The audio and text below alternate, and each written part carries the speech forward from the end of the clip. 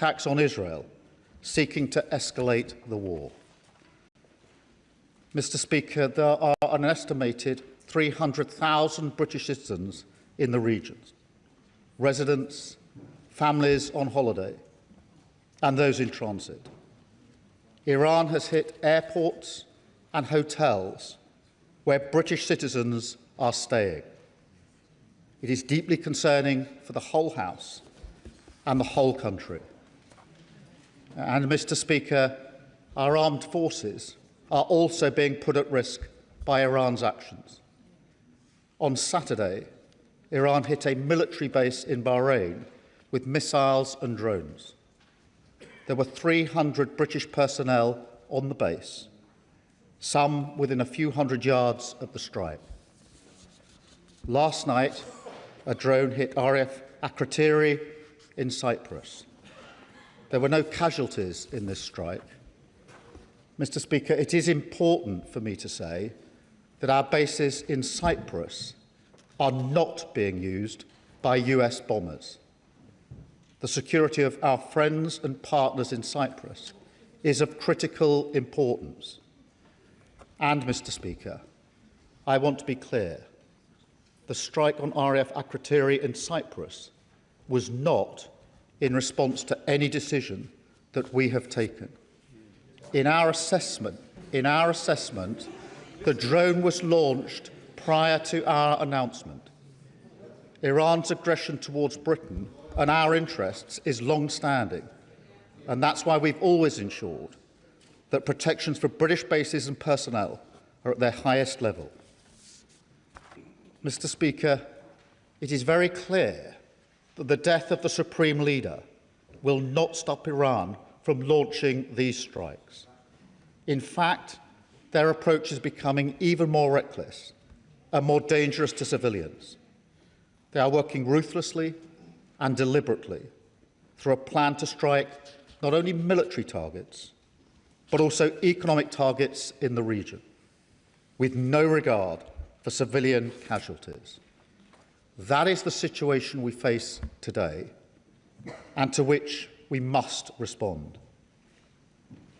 Mr. Speaker, I've been speaking to our Gulf partners over the weekend. They're outraged by Iran's acts, particularly as they played no part in any strikes, and they've asked us to do more to defend them. Moreover, it is my duty, the highest duty of my office, to protect British lives. That is why we put British jets in the air, Typhoons and F-35s, as part of coordinated defensive operations, which have already successfully intercepted Iranian strikes, including, Mr. Speaker, taking out one drone that was heading towards a coalition base in Iraq, housing UK service personnel. I want to pay tribute to our brilliant servicemen and women, putting themselves in harm's way to keep others safe. And I know the whole House will join me in expressing our gratitude and our respect. But, Mr. Speaker, it is simply not possible to shoot down every Iranian missile and every drone after they've been launched. The only way to stop the threat is to destroy the missiles at source, in their storage depots or at the launchers. The US requested permission to use British bases for that specific and limited defensive purpose, because they have the capabilities to do so. Yesterday evening, we took the decision to accept that new request in order to prevent Iran firing missiles across the region, killing innocent civilians, putting British lives at risk, and hitting countries that have not been involved. To be clear, the use of British bases is limited to the agreed defensive purposes. We are not joining the US and Israeli offensive strikes. The basis for our decision is the collective self-defence of long-standing friends and allies and protecting British lives. It is in accordance with international law, and we've produced a summary of our legal advice which clearly sets this out. We will keep the decision under review. Mr. Speaker, we are not joining the strikes, but we will continue our defensive actions in the region. France and Germany are also prepared to enable US action to destroy Iran's capability to fire missiles and drones from source. I've been in close contact with President Macron and Chancellor Merz in recent days, as well as President Trump and leaders across the region to that end.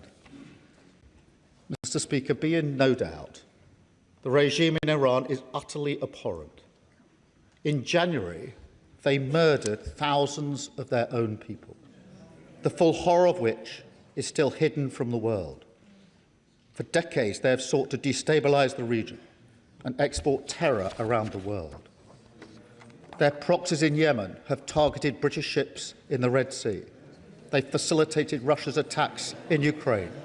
The regime's tentacles have even reached these shores, posing a direct threat to Iranian dissidents and to the Jewish community. Over the last year alone, Iran has backed more than 20 potentially lethal attacks on UK soil, each of which, Mr. Speaker, we have foiled. So it's clear the Iranian regime must never be allowed to get their hands on nuclear weapons. That remains the primary aim of the United Kingdom and our allies, including the US, and ultimately this will have to be achieved at the negotiating table. Mr. Speaker, in this dangerous moment, our first thoughts are with our citizens in the region, friends, family members and constituents. I recognise the deep concern that the situation is causing for those involved and for communities across the country. We're asking all British citizens in the region to register their presence so we can provide the best possible support, and to monitor the Home Office travel advice, which is being regularly updated. Across much of the region, airspace remains closed, and local authorities are advising individuals to shelter in place. The situation on the ground may remain challenging for some time, so we're sending rapid deployment teams to the region to support our British nationals on the ground. And we're in close contact with the travel industry and governments in the region, including with our friends in the UAE, given the concentration of British nationals in that country. And we're looking at all options to support our people. We want to ensure that they can return home as swiftly and safely as possible. The FCDO phone lines are open to provide consular support, and ministers are available to meet MPs to discuss any individual cases. Mr. Speaker, we're also reaching out to communities across the United Kingdom, including Muslim and Jewish community organisations, and we're making sure that sites across the country, including places of worship, have appropriate protective security in place. Mr. Speaker, the situation in the region is developing rapidly, so we will continue to update the House in coming days. Mr. Speaker, I've spoken recently about the toll that global events are taking here at home.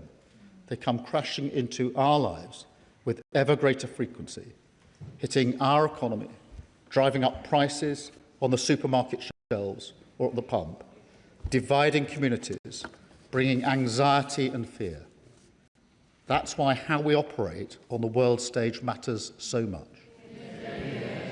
Mr. Speaker, we all remember the mistakes of Iraq, and we have learned those lessons. Any UK actions must always have a lawful basis and a viable, thought-through plan. I say again, we were not involved in the initial strikes on Iran, and we will not join offensive action now. But in the face of Iran's barrage of missiles and drones, we will protect our people in the region and support the collective self-defence of our allies, because that is our duty to the British people. It is the best way to eliminate the urgent threat, to prevent the situation spiralling further, and support a return to diplomacy. It is the best way to protect British interests and British lives. That is what this government is doing, and I commend this statement to the House. Leader of the Opposition, Kemi Bednall. Thank you, Mr. Speaker. And can I thank the Prime Minister for advance sight of his statement and for the security briefing I received earlier. This is a defining moment for the people of Iran, the wider Middle East and the world order. I know that hundreds of thousands of British people still in the region, many sheltering from drone attacks, are fearful about making it home.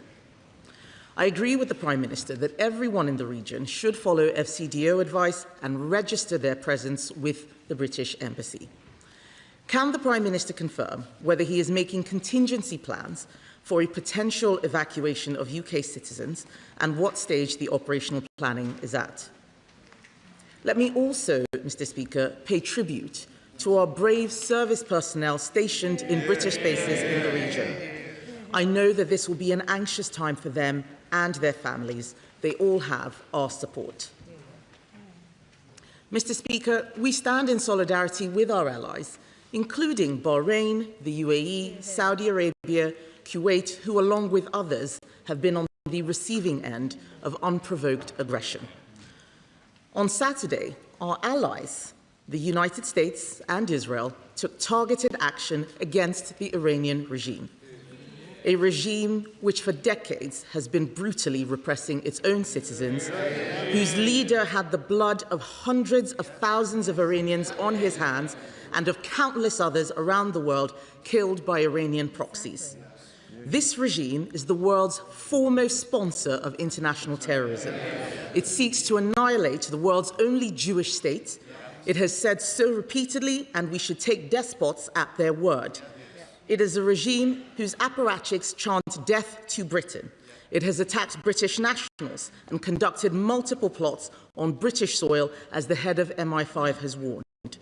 It is manufacturing drones en masse for Russia, drones which are raining down on innocent Ukrainians, and it continues to try to develop nuclear weapons in flagrant violation of international agreement, nuclear weapons which, if obtained, would be an existential threat for this country.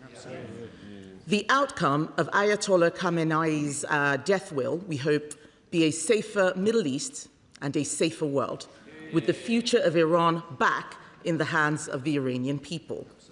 But that outcome is not yet guaranteed. On Saturday, our allies in Canada and Australia immediately backed the action taken by America against this despotic regime in Tehran. And I have made it very clear that the Conservative Party also stands behind America taking this necessary action against state-sponsored terror. But over the weekend, statements from the government and the Prime Minister provided no such clarity. It was only last night that the Prime Minister finally told us that the government would allow our allies the use of our own air bases, despite it being obvious that UK interests were under imminent threat. It took Iranian missiles hitting allies in the Gulf before he finally made a decision. And even after that, the Foreign Secretary said this morning that the government has put limits on the actions of our allies operating from our bases. Unbelievably, in his statement today, the Prime Minister still cannot say whether he backs the strikes or not. Today, the President of the United States has taken the extraordinary step of rebuking the Prime Minister publicly, saying he took far too long to grant access. We are told that this dither and delay is because of concerns over international law, but I am afraid that explanation simply does not hold. International law didn't prevent our allies from clearly and unequivocally stating whose side they were on. You don't need international law to say whose side you're on. It has not prevented British governments in the past from supporting strikes which we knew to be right. As the Shadow Attorney General has said, if the doctrines of international law are unable to restrain Iranian terrorism and mass murder, If they tie the hands of democracies while forcing us to stand and watch Iranian atrocities, international law will have failed. It will have become a fundamentally immoral system of law. Why is it that under this Prime Minister, international law always seems to be at odds with our national interest? Why is it that we are giving away... Why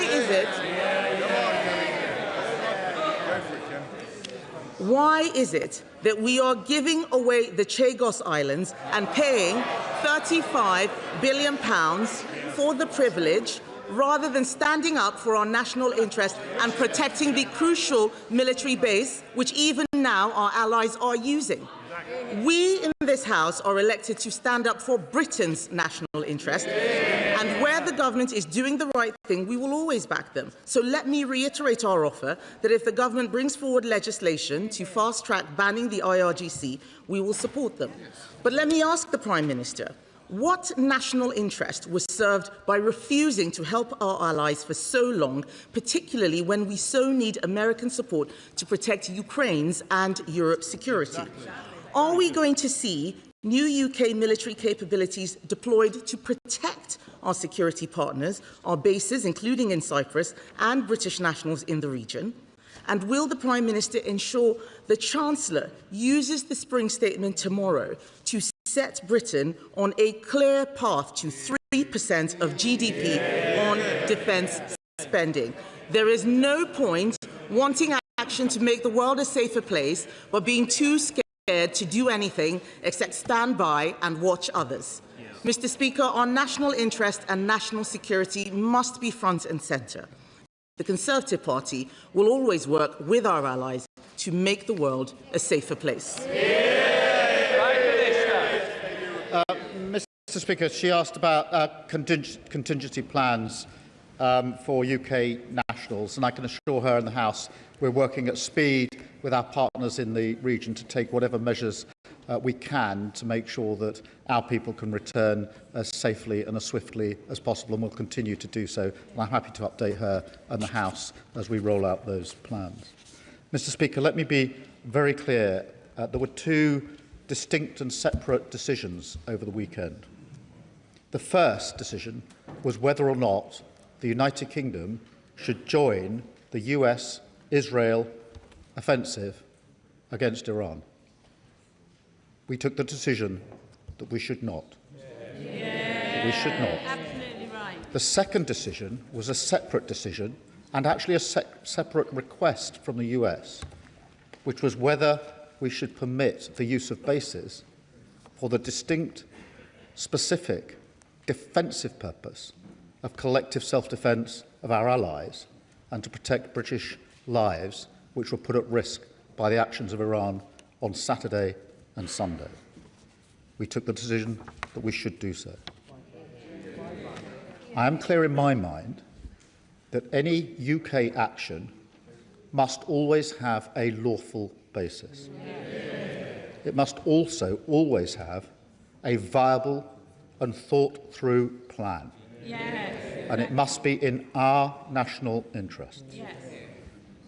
The Leader of the Opposition, I think, is saying she would have joined the initial strikes whether they were lawful or not.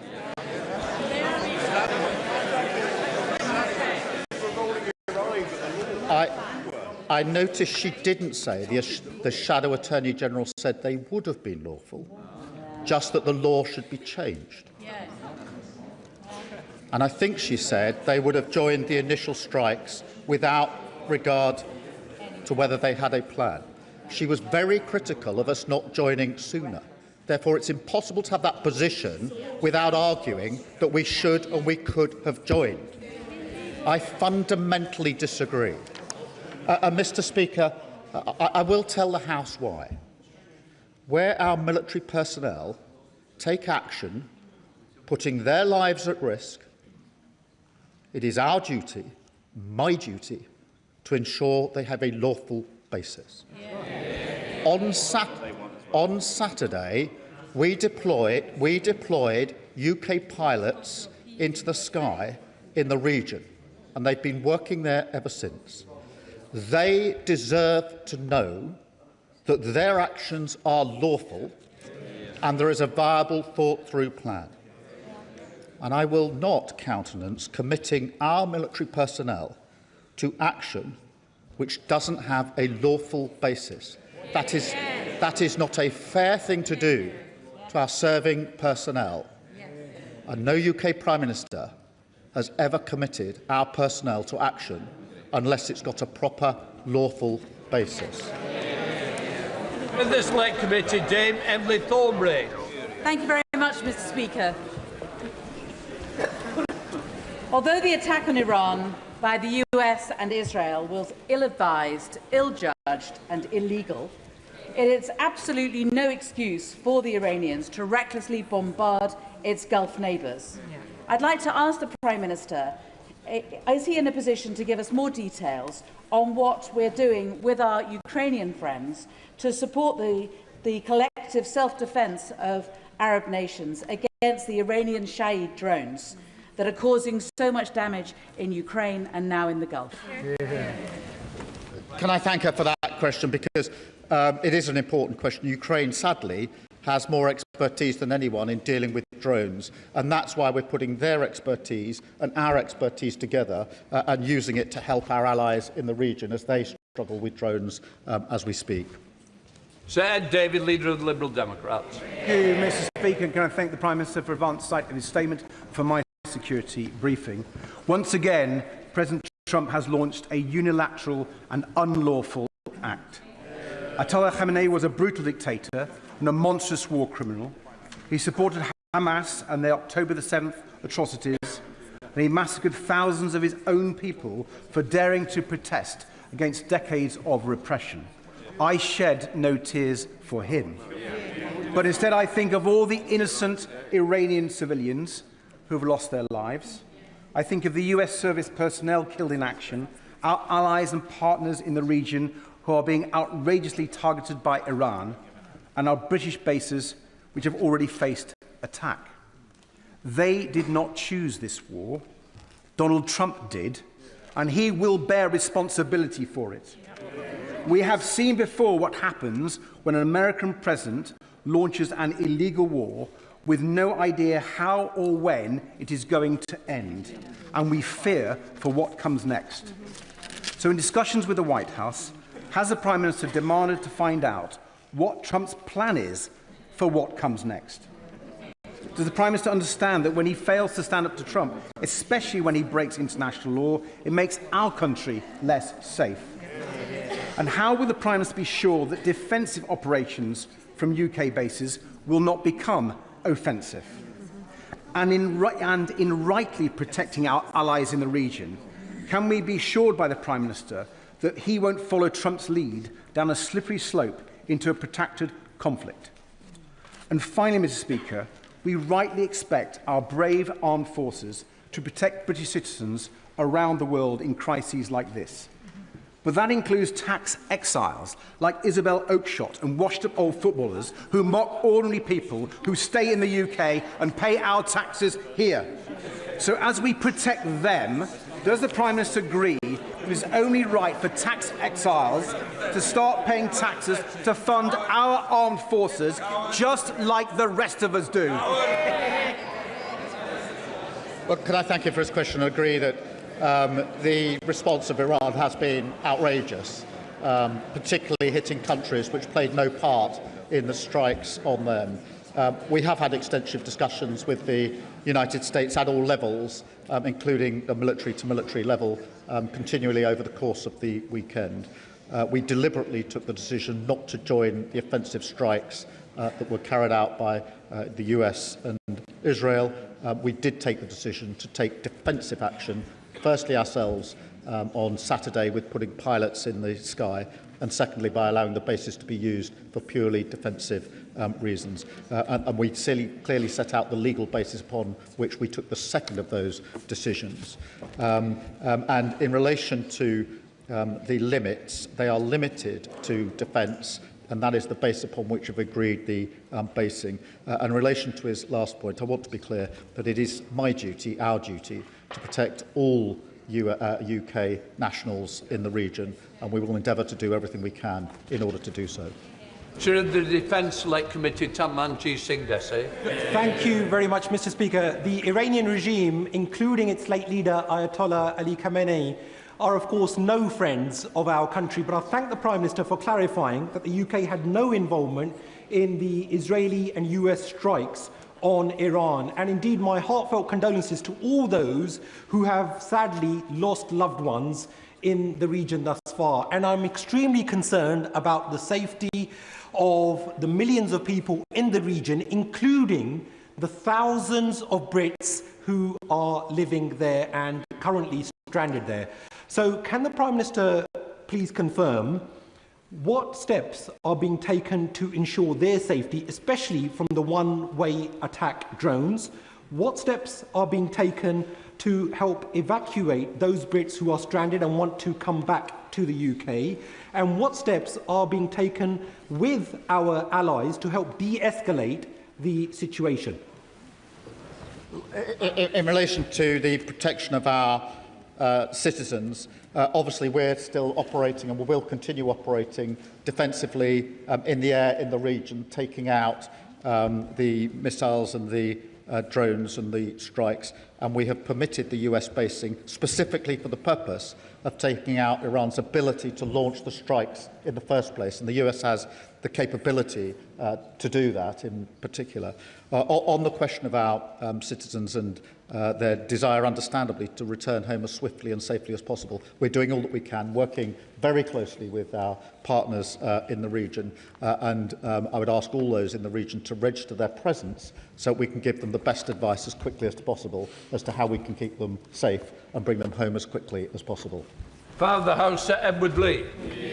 Well, whilst many of us believe that we should be guided by the law of national self-interest, not so-called international law, does the Prime Minister agree that we are right to be cautious in this matter, that the British public will warmly support him in defending British people and bases, but they're very sceptical about being dragged into the cesspit of Middle East politics? They remember Iraq, which some of us voted against. They remember all the arguments about weapons of mass destruction. What evidence, actually, is there that Iran was on the cusp of acquiring nuclear weapons? And since when has regime change from the skies ever changed the regime? Let me thank him for his question. This government does not believe in regime change from the skies, and I thank him for his question. The lessons of history have taught us that it is important when we make decisions like this that we establish there is a lawful basis for what the United Kingdom is doing. That is one of the lessons from Iraq, and that there's a viable, thought-through plan with an objective that can be achieved or has a viable prospect of being achieved. That is the principles that I applied to the decisions that I made over the weekend. They're the principles I applied to the decision not to get involved in the offensive strikes of the US and Israel. They're also the principles I applied separately to the separate decision and a separate request from the US to be able to take defensive action in order to hit the launchers for the missiles that are currently going into allies, countries in the region, and currently threatening our citizens and our service personnel. And I stand by both of those decisions. I repeat, I am not prepared to commit our military service people to action unless I am sure that what they're doing is lawful and has a viable basis. We can discuss what the law is on another occasion, but the law is what it is, and they deserve to know that their Prime Minister cares and pays attention to whether what I'm asking them to do is lawful, and I will always do that. Diane Abbott, Mother of the House.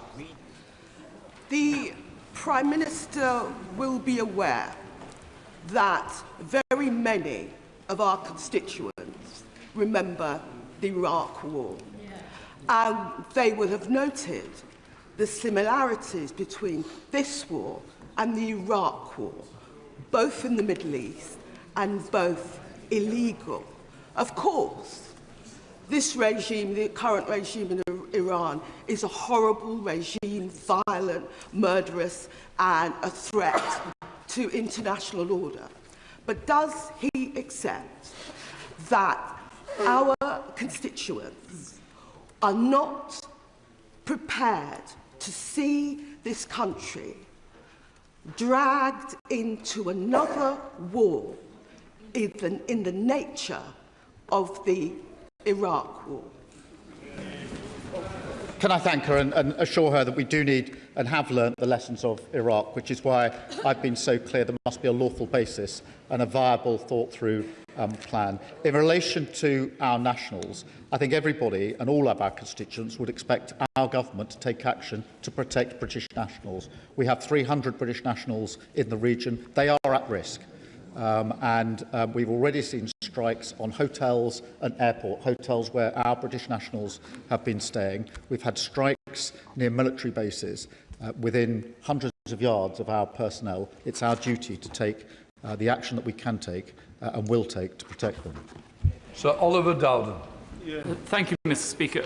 Given that the Prime Minister has outlined that the Iranians attacked a United Kingdom sovereign base at Akrotiri, why does that not form the basis for legal military action against the Iranians, not just hosting US forces on our bases, but taking direct action at source against the launch of such missiles, as we did in relation to the Iranian proxies, the Houthis, in previous conflicts that he supported? Moreover, given the Iranians' ability to exercise malign influence on the streets of this country, what reassurances can he give the House and the public at large about coordination across our intelligence and security capabilities to address this heightened threat on our streets? In relation to the second point, can I tell them there is coordination going on for that very reason? As I set out in my statement, there have been 20 Iranian-backed plots to take action on our streets, all of which have been thwarted, and I pay my respect to our security and intelligence services in the work that they do. In relation to the point he makes, there were two separate decisions made over the weekend. We are in the sky taking action defensively on our allies. Among the reasons we agreed to the request from the US yesterday is because they have the capability to take the missile launchers out in Iran, and that is why we gave them the permission to use our bases in order to reduce the threat to our citizens. Thank you, Mr. Speaker. The Prime Minister has spoken about possibly repatriating British citizens in the region. Can he tell us whether this will be through the MOD, and if so, who will foot the bill? Will it be the MOD, the Treasury, or those who are being repatriated? We're working across all departments in relation to repatriation, and at the moment we're simply focused on working with our allies to get a plan together to get people out in the first place and to do it as quickly, safely as possible, and there's no intention to charge people for that. Sir Andrew Mitchell. Thank you, Mr. Speaker. The Prime Minister's reaction at the end of last week appeared to many to be both anemic and disappointing, and at variance with the other Five Eye nations. Yeah.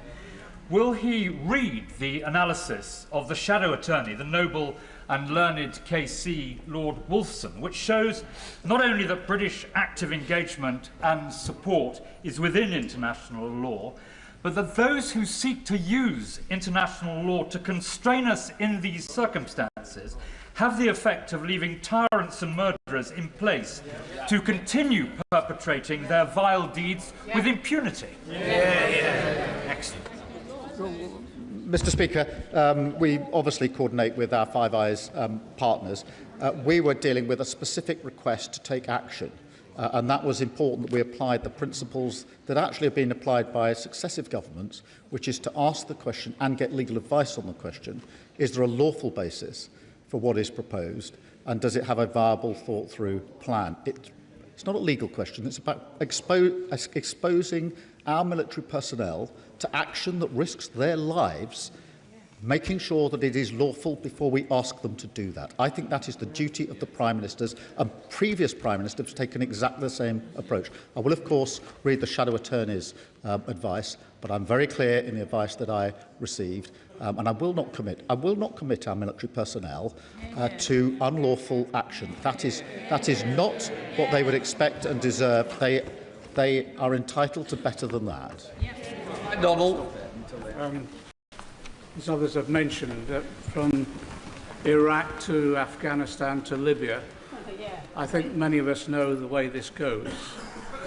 And there are responsibilities on all of our shoulders. And the Prime Minister is right, there needs to be a plan.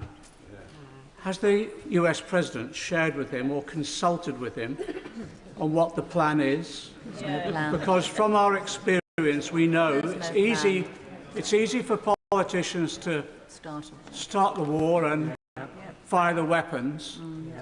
It's when the shooting ends that the nightmare begins. Yes, exactly. That's why we need clarity of our role as a country, an independent country, not necessarily swayed even by Donald Trump. And can I say to him, when he stood for the leadership of the Labour Party, he very clearly set out that there would be a vote in this House on any decision about military action. Can I ask him to assure us, so that we don't drift into this war as we have in the past, that there will be a vote in this House? Well, can I thank him? And he's right to urge caution. History teaches us that, and that is why it's important not only that there's a lawful basis, but there is a plan that is viable and thought through. And obviously, we've had discussions at all levels with the US in relation to that. In relation to the decision I took yesterday, I'm very clear what the lawful basis is and what the plan in relation to the protection of our nationals is.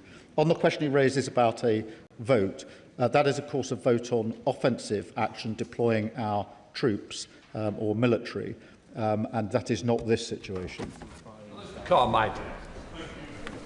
You will recall that in 2003, this House voted to support George Bush's war in Iraq, and that 10 years later then we voted against supporting Barack Obama's intervention in Syria. I believed and still believe that on both occasions we made the wrong decision, but it was of critical importance for the political and even the social cohesion of this country that these should be decisions made in this chamber. Mr. Speaker, the people of the United Kingdom will not support an intervention that does not have a clear objective and a clear plan for post-conflict period. Will the Prime Minister be guided by these principles, and will he ensure that this House is given its place in whatever is handed to us in the weeks and months to come? Well, of course, this House must hold accountability and debate on this issue. But just in relation to the vote, there is no convention for a vote in relation to defensive action, only offensive action.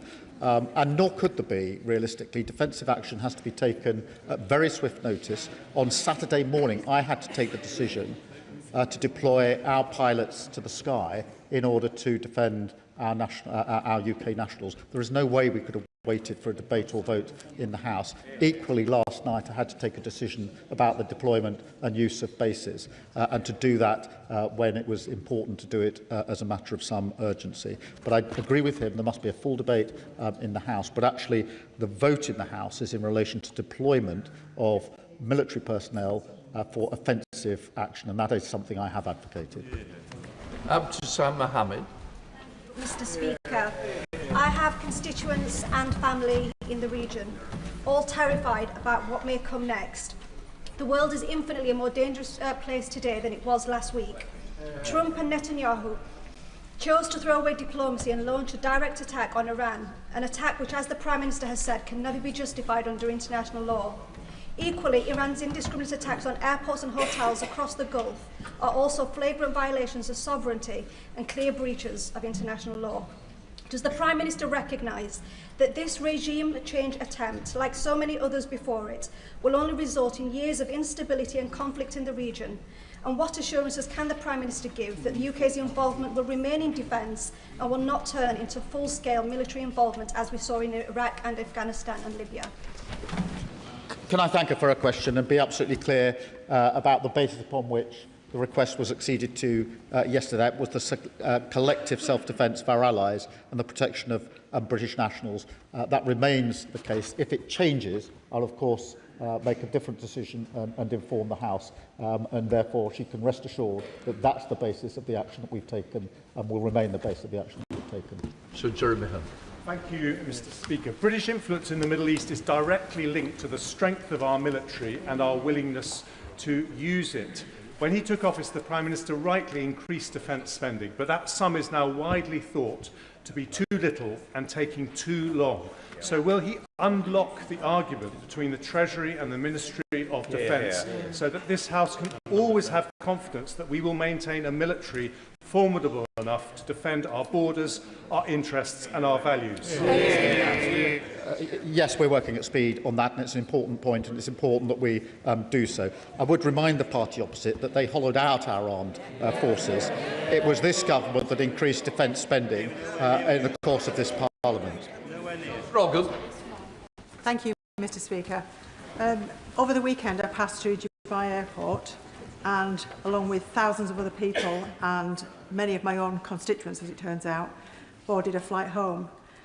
Shortly after leaving, we heard the news that this attack had happened. And my immediate thoughts went to the people that were still in the airport, that were then grounded and stuck there, not knowing where to turn or what was going to happen. Now, rather than the blatant aggression and angry sneers that we're seeing from some of the opposition, would the Prime Minister agree that what we need in this situation is calmness and a clear and strategic plan? That is what our constituents want. Can I thank, and I'm sure that's what our constituents do want. Can I also say how concerned I think we all are across the House at the attacks on hotels and airports in particular. These are hotels that British nationals and others are using, and airports, of course, that civilians are using. This is the extent of the strikes by Iran and the reckless disregard for civilian life that comes with the targets they're working through. Sir Olney. The people of Iran have suffered decades of atrocities under the rule of an oppressive regime. However, as we've seen from Iraq and from Libya, the removal of an evil head of state without a future plan for governance can lead to countries becoming failed states. So while I welcome the Prime Minister's reluctance to involve the UK in another protracted war in the Middle East, I remain unclear on the government's vision for the region. I'd like to ask the Prime Minister, does he want regime change? Have his officials contacted the leading opposition figures, such as Reza Pahlavi, to arrange such contingency plans? Or does he wish to negotiate a diplomatic solution with the current regime? Mr. Speaker, the immediate plan is obviously to take the necessary measures to protect our nationals. And look, no, I don't think anybody mourns the death of the Supreme Leader. I firmly believe that ultimately the only way forward is a negotiated outcome. Whatever the conflict going on, in the end it will have to end in a negotiated outcome. And that has been the consistent position of both parties for a considerable period of time. Polly Billington. We have rightly been focused on defending and protecting British citizens in the region. Can the Prime Minister confirm, though, that he believes that the future of the Iranian government is a matter for the Iranian people and no one else? And can we, as soon as possible, focus our diplomatic efforts on de-escalation and peace, including identifying allies in a coalition of the willing to bring this to an end? Can I strongly agree with her that the future for Iran is for the Iranian people, and we must absolutely establish that as a founding principle, and that it is our duty to de-escalate in the region and globally. And of course, it's really important that we're acting with our allies, and that's why I was talking to both the Germans and the French over the course of the weekend on a number of occasions. Thank you, Mr. Speaker. For those of us who were ready to go into Iraq just over 20 years ago, the comparisons between this and that vote are absolutely zero. The reality is nobody is talking about ground troops, nobody is talking about a land invasion. What we're talking about here is striking those targets that are targeting our friends and allies. Now, in the last few hours, we know of over 500 rockets that have struck the United Arab Emirates, and no doubt many have struck bases around the area. Will he be deploying Dauntless and Duncan out to the Gulf right now? They're both at a state of readiness, and I'm sure the Defence Secretary could give that order this afternoon. And perhaps most importantly, what conversations has his honourable friend, the Foreign Secretary, had with colleagues in the region? Because we talk about solution in conversation with others. But frankly, at the moment, it looks like there will be conversation with nobody, because these events will be happening without us having any part in them. Thank you for his question. Nobody is making the comparison with Iraq. There is a question of drawing the lessons from Iraq. And the lessons I draw is that there must be a lawful basis for the action that we take, and there must be a viable plan. On the question of the operational matters, I won't go into that across the dispatch box. As for his point about the Foreign Secretary, at all levels, including the Foreign Secretary, we've been talking intensively to our allies over the last few days, intensively. And they've been extremely grateful for what we've done and the way in which we have engaged. I've spoken personally to all the leaders in the region, so I'm not sure what point he's making about us not being involved. They are very grateful for the way that we've involved, and the Foreign Secretary and the Defence Secretary have worked round the clock in the last few days to ensure that all the necessary conversations are had, as he would expect, and I think he probably knows has been happening. Thank you, Mr. Speaker. Can I thank the Prime Minister for setting out clearly the reasons why Britain did not join the US and Israel's attacks on Iran? Can I also thank him for ensuring the defence of Britain's Gulf partners and protecting the 300,000 Britons in the region? I agree with him that a negotiated settlement and diplomacy is the best path to peace. Can the Prime Minister outline the role Britain is playing to ensure that the Iranian people are listened to so that they have peace and security ahead, not more war and chaos, not another murderous Iranian regime, and not another US-imposed regime change? Well, I thank her for her question, and we've been very, very clear in relation to the future of Iran, that it must be for the Iranian people, and that in the end, the question of nuclear weapons will have to be negotiated, and so we will also always ultimately have to get to that point. Stephen Gaffin. Mr. Speaker, the Prime Minister will understand why the ghosts of Iraq do hang heavy over this chamber at times like this. And on that basis, does he agree with me that the best tribute to the murderers in Tehran and the Iranian regime is a maintenance of an international rules-based system? And more than that, we owe it to the people across the region to learn from the instability that we had in the aftermath of Iraq. And on that basis, will he tell us what is the long-term viable plan? Thank him for his question, and we do need to learn the lessons of history, and that's why a rules-based system is important. It's also the rules-based system that allows us to make arrangements to get our citizens home and to take other matters in conjunction with other countries. And in relation to the plan on the basis of the decision I took last night, that is to take the necessary measures to protect British nationals, and we're clear that in the end there has to be de-escalation and a return to negotiation.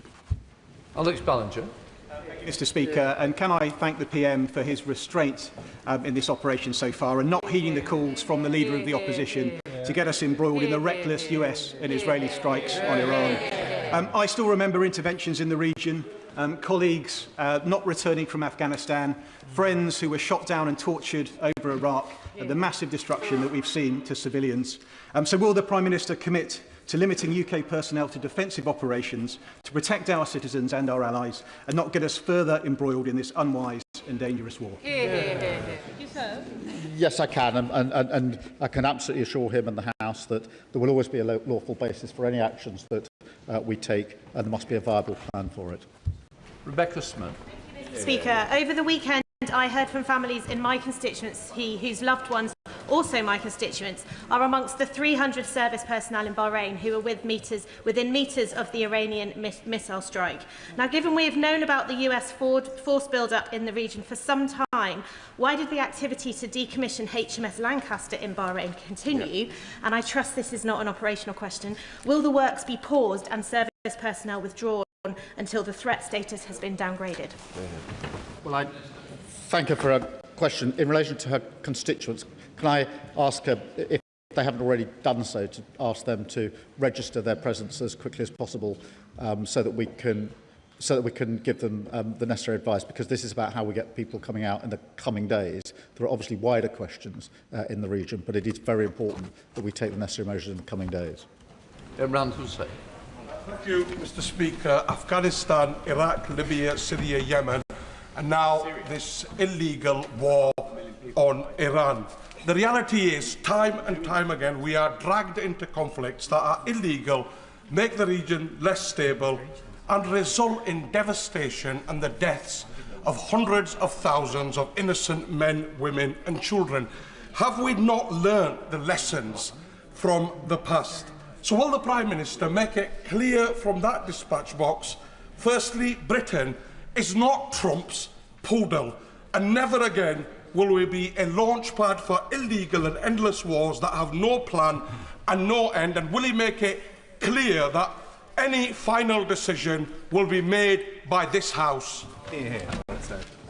Can I thank him for his question and give him and the House my assurance that I will always act in the British national interest. That's the basis of the two decisions I took this weekend.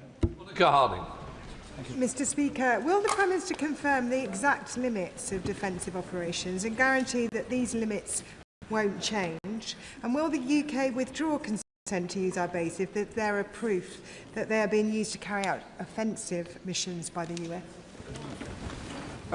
The basis is collective lawful defence in relation to our allies. The purpose is to take out the ability of Iran to carry out the strikes that are currently being carried out across the region and threatening British nationals, and the actions from our bases will of course be monitored, as she would expect. Thank you, Mr. Speaker. Firstly, can I associate myself with the comments of the Prime Minister in giving thanks to our brave armed forces who are serving right now. I have constituents in South Derbyshire, and I'm sure we all do across the country, who look at their TV screens and at their social media and see some world leaders who appear reckless, both internationally and domestically, overseeing what looks like state-sponsored murder of people in their own country. So can I thank him for his cool head in this engagement, and can I please implore him to continue exactly as he is, taking all the evidence into account and making decisions that are within the law and putting the interests of our British citizens, both in the countries that are under attack and in the region and at home, at first and foremost. Can I thank her for her question? I've set out the principles on which I've taken the decisions that I've taken this weekend. We keep uppermost in our mind the protection of our citizens and nationals who are in the region. There's 300,000 of them. They are at risk, and it's very important that we do everything we can to keep them safe and secure. Richard Tice. Thank you, Mr. Speaker. The truth is this dreadful Iranian regime has been a permanent threat to British interests, British citizens, both domestically and abroad, attacking us, they're spreading their extremist ideology. And surely the Prime Minister understands that actually the United States and Israel has done the West a huge, huge favour in degrading the military capability of this terrible regime. And does he not understand that after 10 years of negotiation that have failed, actually the West was left with no alternative? And does he understand also that actually, in refusing to support the US, he has humiliated us on the international stage?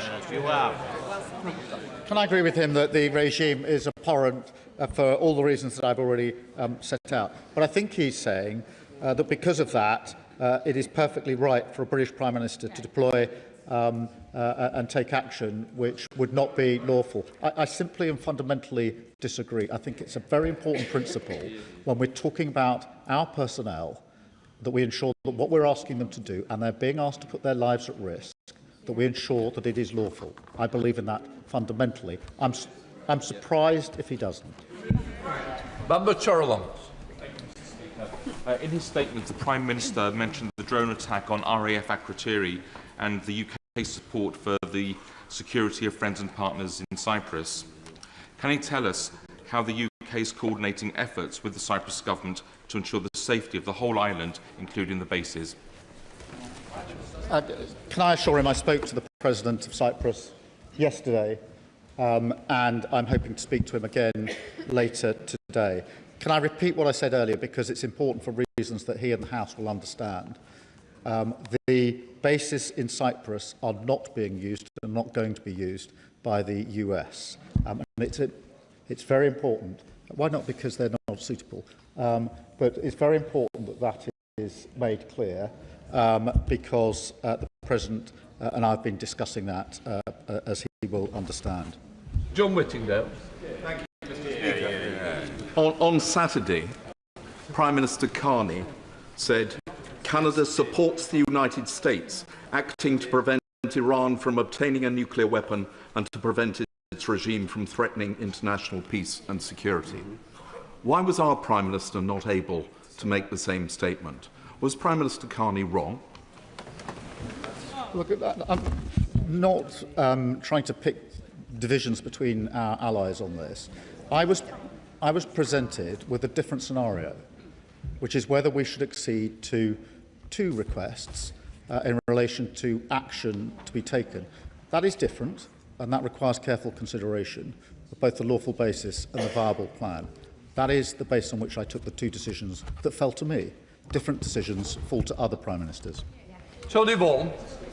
Mr. Speaker, I thank the Prime Minister for his careful response to this issue and his ongoing commitment to the international rule of law. My constituents' parents, Lindsay and Craig Foreman, are currently serving an appalling and unjustified 10-year sentence of imprisonment in Evin prison in Tehran. Other governments have given detailed instructions to their nationals as to what to do if Evin's prison gates were to open and order breaks down. So first of all, will the Prime Minister confirm that a plan covering that situation will be communicated to them to ensure their safety? And secondly, has the government impressed upon the US and Israel the importance of not targeting Evin prison as Israel did last year, given that the lives of 2 British citizens are at stake? Well, can I thank him for raising this case and assure him that we have been and will continue to take all necessary action to safeguard their interests in relation to this case. Dr. Ross Savin. Thank you, Mr. Speaker. RAF Fairford is in my constituency of the South Cotswolds. The government has now authorised the US Air Force to use RAF Fairford for defensive operations. Residents have been contacting me today, understandably concerned for their safety, especially given the recent events at RAF Akrotiri. Given that the Prime Minister has pledged to prioritise the safety of UK citizens, what assurance can he offer specifically to the people of Fairford that their safety and security will be fully protected now that UK airbases may be used in operations targeting Iran? Can I thank her for raising that and assure her and her constituents that all necessary measures are being taken to keep her constituents safe in relation to the use of the base in her constituency. That is a first order priority for us, and that's what we're doing. Melanie Ward. Thank you, Mr. Speaker. The Prime Minister is right to be clear that UK military action has to be in line with international law and that we were not involved in Israel and the US's offensive action. He is also right to act to protect British lives and British interests in the face of Iranian attacks. Let me ask the Prime Minister, in rightly drawing lessons from Iraq, does he agree that a failed state in Iran is not in the interests of the UK and not in the interests of the wider Middle East? No, I mean, we do have to learn the lessons, and collapsing and failed states have historically proved to be worse, so we do have to be careful. Sir Julian Lewis. If a missile battery in Iran was continuing to target British bases, would an airstrike against it be offensive or defensive? Mr. Speaker, I think I've made clear the base of this. The second decision, we have authorised the the US to use our bases in order to take out the ability of Iran to make those strikes. That is legal because it's a collective self-defense. Sir Zan Joseph. Mr. Speaker, Iran's reckless attacks have fueled further regional instability, putting British peoples at risk, along with our allies across the region. The attacks have naturally caused concern about what they mean for our own national security due to the rising oil prices, the cost of living. Does the Prime Minister agree with me that the UK continue to act decisively in our own national interest, including how these conflicts can impact every household in our country? Can I thank him for that question? We're very concerned about the wider impact, and that's why it's important that we continue to argue for de-escalation and a return ultimately to negotiation. Dr. Elijah. Thank you, Mr. Speaker. My party and I stand with all the brave Iranians who condemn the vile regime in Iran. We also condemn the deeply irresponsible and illegal attack by the US and Israel on Iran, launched in the middle of nuclear negotiations led by Trump, a clearly unstable loose cannon, and Netanyahu, a war criminal. The UK must stand unequivocally against this reckless action. So will the Prime Minister publish the legal advice he received on the initial American and Israeli strikes, not just the more recent advice on the defensive posture, and will he commit to a vote in this House on any UK involvement in this war? We are not at war, and we are not getting involved in offensive action that the US and Israel are taking. We've published a summary of the legal advice in relation to the decision that we took last night. That is in accordance with practice. It is not practice to publish legal advice or summaries in relation to defensive action. Liam Bann. Thank you, Mr. Speaker. I think the diffidence that we've heard towards international law this afternoon is as unwise as perhaps it is unsurprising. But just for the sake of clarity for the House this afternoon, can the Prime Minister confirm what would have needed to be true for it to be legal for him to have joined the offensive strikes last week? Because surely that would have required an imminent threat to our national security, which was simply not present when the decision to strike was taken. Well, Mr. Speaker, I resist setting out the full international law test, but it is clear what the test is. I think that's not disputed, and as far as I know, nobody is challenging the Attorney General's advice that was the summary of which has been published for all to see. I don't think anybody's saying that's the wrong advice. But I will look at the Shadow Attorney General's advice. I will be surprised if he advises that it would have been unequivocally lawful to have joined the initial action. But if the Leader of the Opposition will give me that advice, I will carefully consider it. Sir Ian Duncan-Smith. Speaker, may I take the Prime Minister back to his earlier position, where I think his own side does not quite realise what he has said. The Prime Minister said his reason originally for not allowing Fairford, for example, or even Diego Garcia to be used, was that would constitute for him a breach of international law because it would be us condoning an offensive operation. However, he's changed his position on this because of attacks on allies and on a UK base. And that means now that he is authorising the Americans to act in defence by taking out those kind of missiles that would attack us. Surely that now means that the UK armed forces, in this case the Royal Air Force, could now be used by the government in no breach of international law in a defensive action to take out those missiles as well.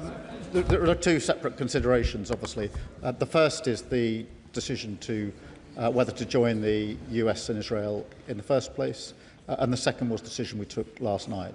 We started taking defensive action on Saturday by deploying our pilots to the skies in the region. So we'd already taken that action. We added to that defensive action last night by permitting the US to use our bases to strike at the capability of Iran to issue the strikes in the first place. David Taylor. Thank you, Mr. Speaker. It has been heartening to see the scenes of jubilations from Iranians, from Syrians and from British Iranians in this country at the death of the evil Ayatollah. They hope it will enable them ultimately to finally gain their freedom from this horrific regime. As the situation evolves, could I ask the Prime Minister to please keep them in his mind's eye and engage and meet with some of the Iranian activists that reside in the UK? And in addition, can I ask that if it does look as if the regime is going to fall, officials can think about the ways in which we can support the Iranian people to rebuild their institutions, their infrastructure, provide aid, just as we are currently doing in Syria.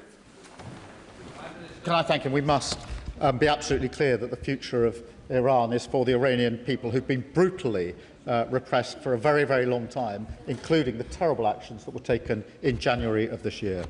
Richard Ford.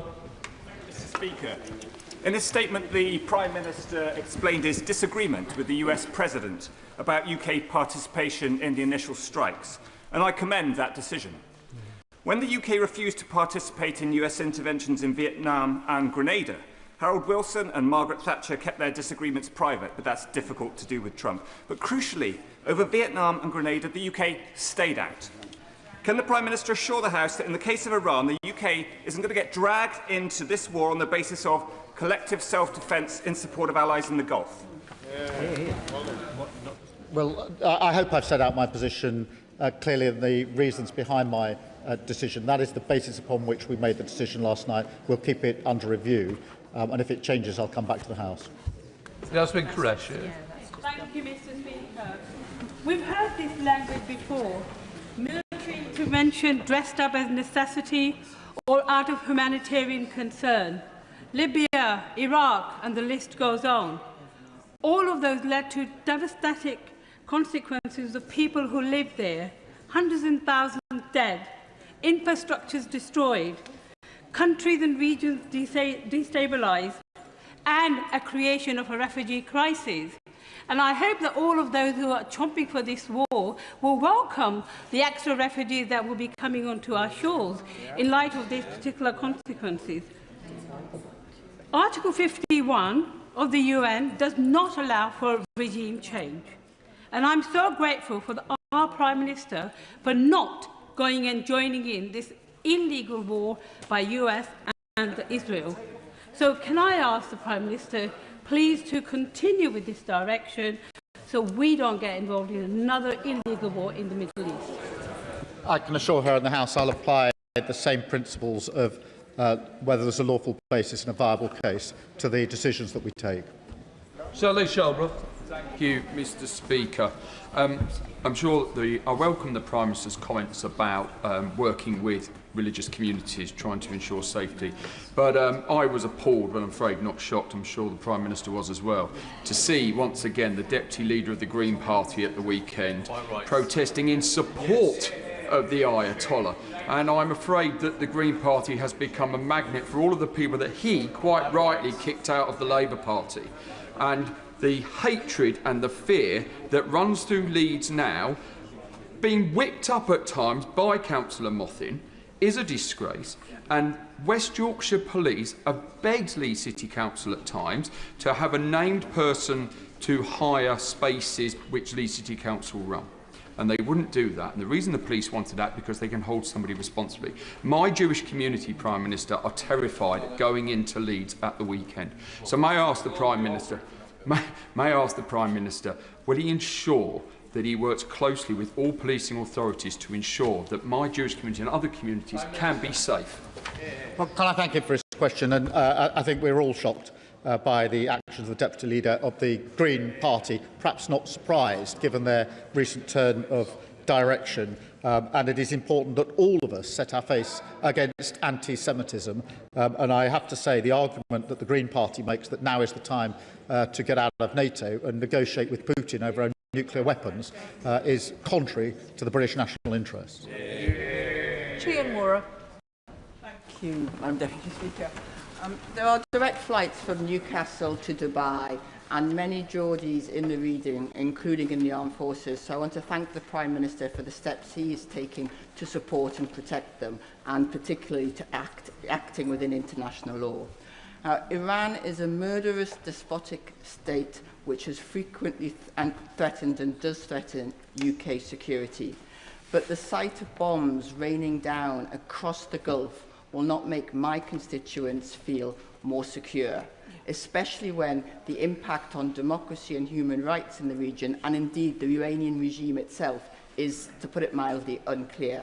So what steps is the Prime Minister taking to bring this conflict, to help bring this conflict to an end and restore some semblance of security in the region?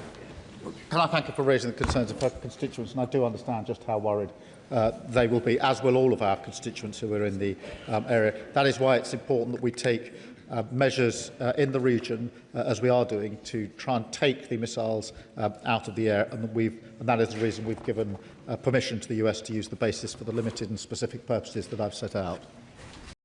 Jeremy Corbyn. Thank you, Madam Deputy Speaker. Last Friday, the talks in Geneva were apparently making good progress, and there was hope there was going to be some kind of agreement between the United States and Iran. 12 hours later, President Trump ordered attacks on Iran, the first victims of which were a group of school children attending school in the morning. They in no way can be held responsible for anything in Iran, human rights abuses or anything else. In his statement, it's unclear to me under what circumstances US forces will be allowed to use RAF bases. Can they use bases in this country to attack Iran?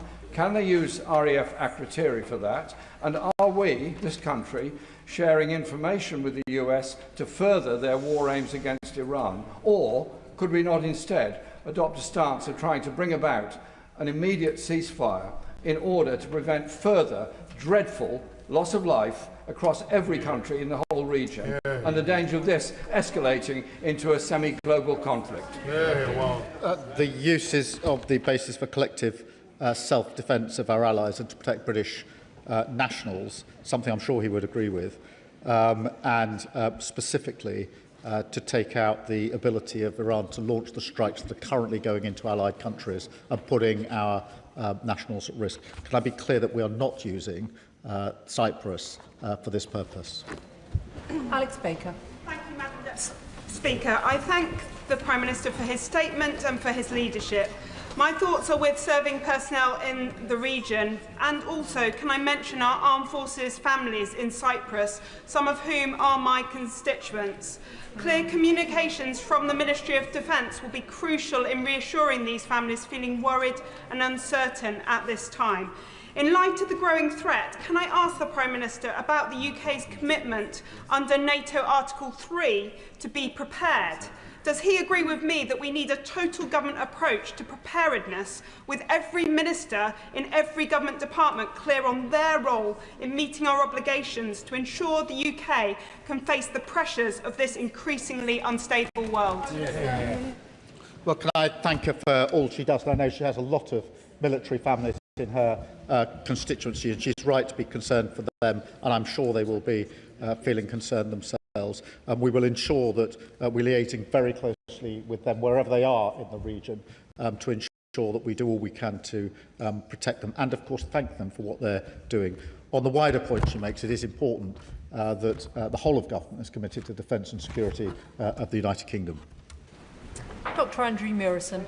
Deputy Speaker, the Prime Minister happily says that he has learnt the lessons of Iraq, a misadventure that his party is responsible for. Would he agree with me that the lesson of Iraq is you do not use lethal force unless there's good evidence that you should do so, and in particular that there is a threat to the interests of this country, which there was not?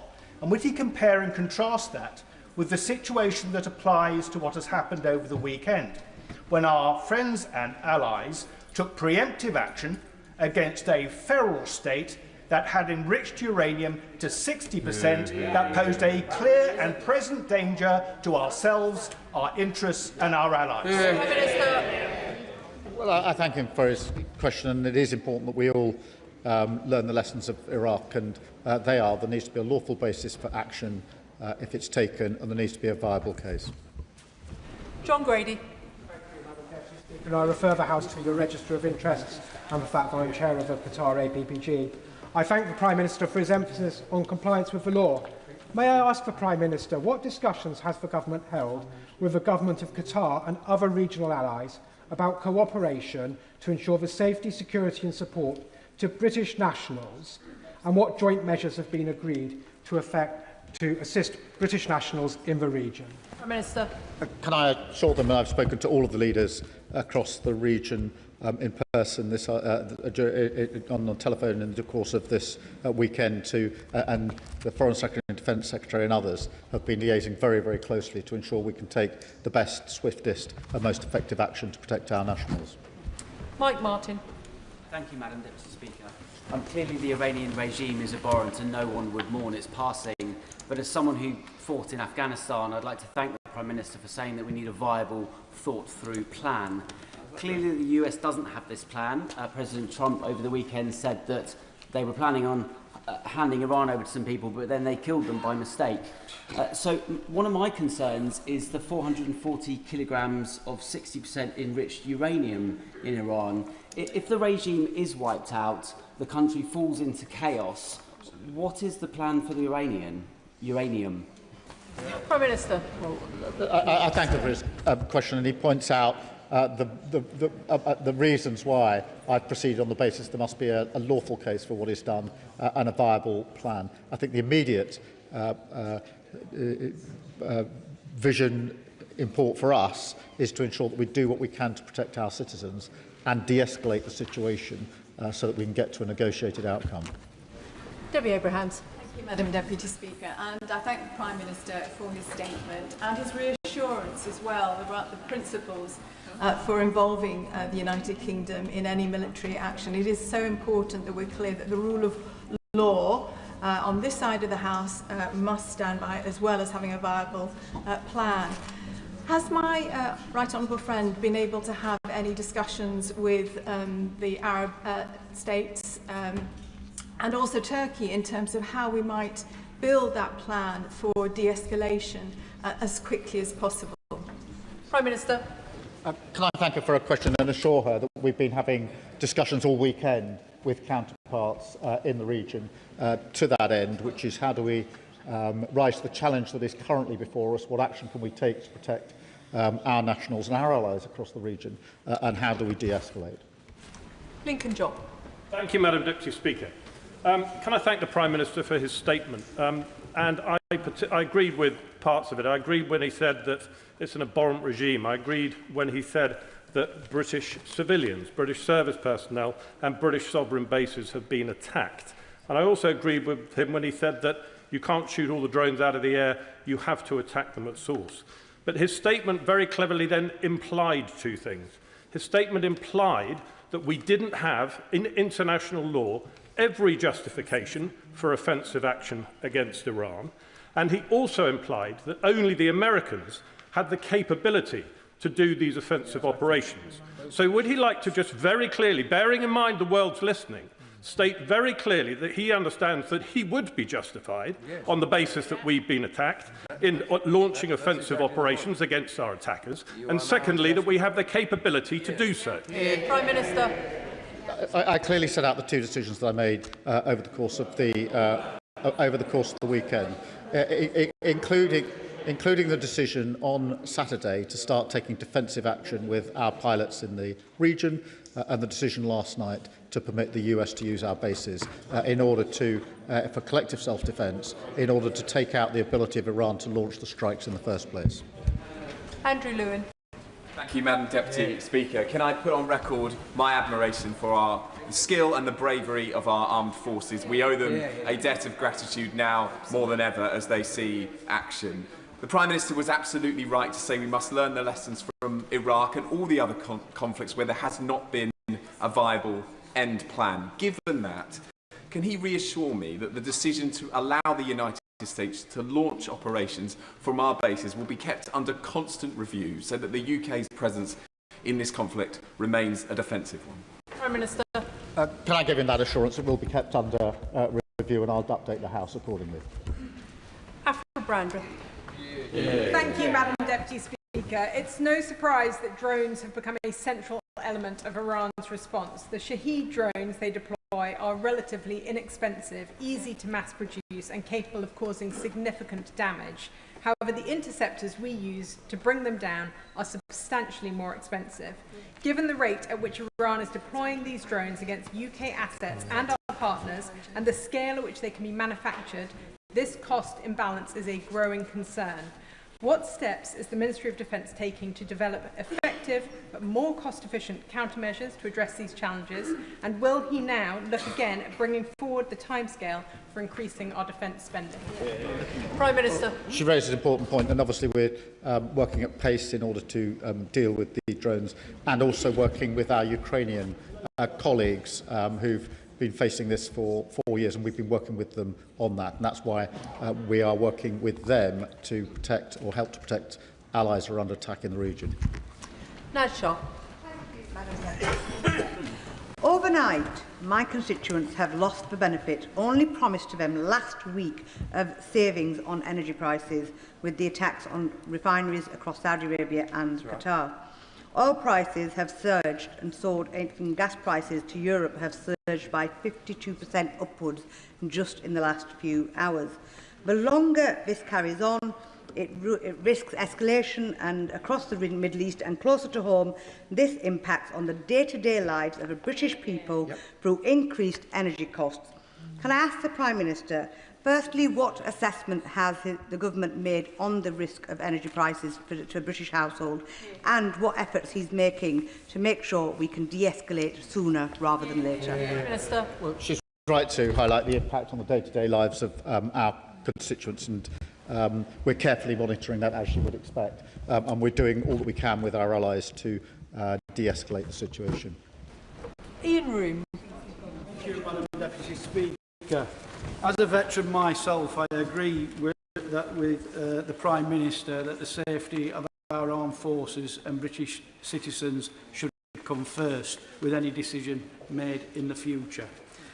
Given a rapidly evolving situation, with will the Ministry of Defence now expedite the promised defence investment plan so our industry can get on and make the capabilities that this country needs? Prime Minister. Yes, we're getting on with that as quickly as we can. Barry Gardner. We should all welcome the end of the Iranian regime if it is the end of the regime. Those of us who were in this House for the decision on Iraq needed no convincing then that Saddam's was an evil regime. We needed convincing that the attack was permissible in international law and that there was clarity about the exit strategy. It had neither. The US attack on Iran has neither. But the Prime Minister's broadcast justification of the use of our bases spoke of enabling a defensive strike. Words have meaning. A defensive strike is a contradiction in terms. The usual phrase is a preemptive strike, and in any language, a preemptive strike is an attack. Minister. Well, the use of the bases is to allow the US to use its ability to take out the ability to Iran to launch the attacks in the first place. I think that's relatively clear. David Mundell. Thank you, Madam Deputy Speaker. The Houthis in Yemen have declared their support for Iran, but so far have taken no preemptive action. Given that the UK has previously been willing to take action against the Houthis, if they do become involved, would we be willing to do so again? Prime Minister. Well, I won't get into hypotheticals, but I will reassure him that both when the last government was in and we were in opposition, we supported that action, as was the case when we were in government and they were in opposition. So he can see what the consistent practice is there. Richard Baker. Thank you, Madam Deputy Speaker. The brutality of the Iranian regime is unquestionable, but does the Prime Minister agree with many of our constituents still in the region? Many people will be deeply concerned at the indication from the United States today that it will increase its airstrikes on Iran. Can he assure us he will redouble his efforts to take forward the strategy he has rightly set out today of de-escalation and action which is in accordance with international law? Prime Minister. Well, can I acknowledge the concern of his constituents, as many of our constituents will be concerned. That is why it's our duty to take measures to protect them first and foremost and to de-escalate the situation. Andrew Rossendale. Thank you, Madam Deputy Speaker. The Prime Minister, I hope, agrees that current events show how vital military infrastructure is in the Middle Eastern region of the world.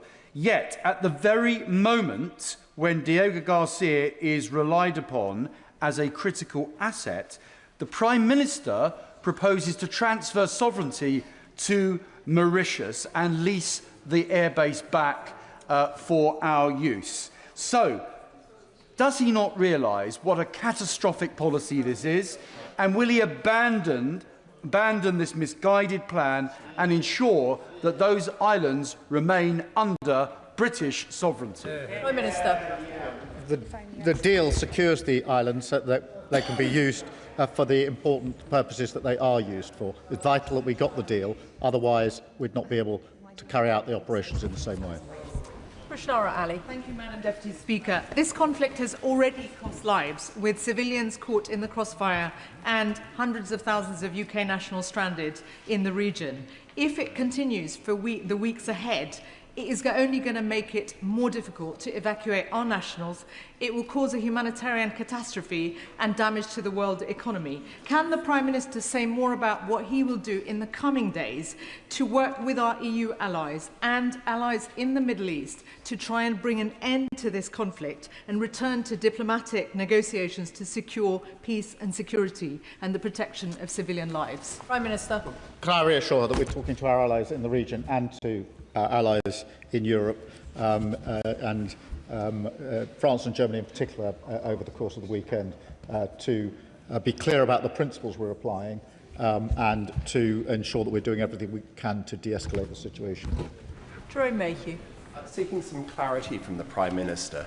Given his initial refusal of permission for the use of bases by the US, is it the view of His Majesty's government that the initial strikes by Israel and the United States were illegal? Prime Minister. Mr. Speaker, the question I was asked and I was answering was what would be the lawful basis for anything the United Kingdom would do. That is the question. That is the question I considered over the weekend, and that's what guided me in the two decisions I had to make about the United Kingdom. James Nation. Thank you, Madam Deputy Speaker. Prime Minister, I had 40 constituents with me this morning, and they were very concerned about the creation of a regional vacuum, specifically in places like Lebanon and Yemen. I wondered if the Prime Minister could confirm what steps the UK is taking to prepare targeted stabilisation and humanitarian efforts in countries that are most exposed should the Iranian regime change. Prime Minister. Well, I thank him for that, and it's very important that we take those measures in the countries that are most exposed, and we're talking to our allies about how we can do that. Tim Farron. Madam Deputy Speaker, I had the opportunity to visit the West Bank and Israel a couple of weeks ago, where these actions were being anticipated and largely with some dread. The great sense I got from talking to both groups of people was this sense of deep national trauma, and in no small part caused by the action of Iranian-backed terrorists. But what does the Prime Minister know about the ultimate intentions of either the Israeli or American governments here? What is their exit strategy? What are their objectives? There can be no probability of a regime change that comes from all this. So how does this make the lives of the Iranian people any better and the lives of the wider Middle East any more secure? Can I thank him for raising the West Bank, which is a cause of great concern, only intensified by the actions of recent days, and I'm not surprised that it's caused deep concern in the West Bank, and tell him that so far as the UK is concerned, I've clearly set out what our strategy is and the basis for the actions that we are taking. Bill Esterson. Deputy Speaker, the Energy Security Select Committee has heard multiple sets of evidence about the risk of our dependence on fossil fuels because of the volatility of prices. The way the oil and gas prices have gone up has been a salutary reminder of exactly that evidence. And remember, gas sets the price for our electricity most of the time as well. So isn't it the case that the energy transition is not a matter of ideology? It is a matter of both national security importance and economic importance. Prime Minister. Can I thank him for his question? And among the reasons for pushing ahead with renewables is because it gives us energy security and independence, which is hugely important at a time like this. Can I please urge members to make their questions significantly shorter? There are still a huge number seeking to catch my eye. I know we're going to have an exemplary performance from Mark Pritchard with a very short question, please. Yeah.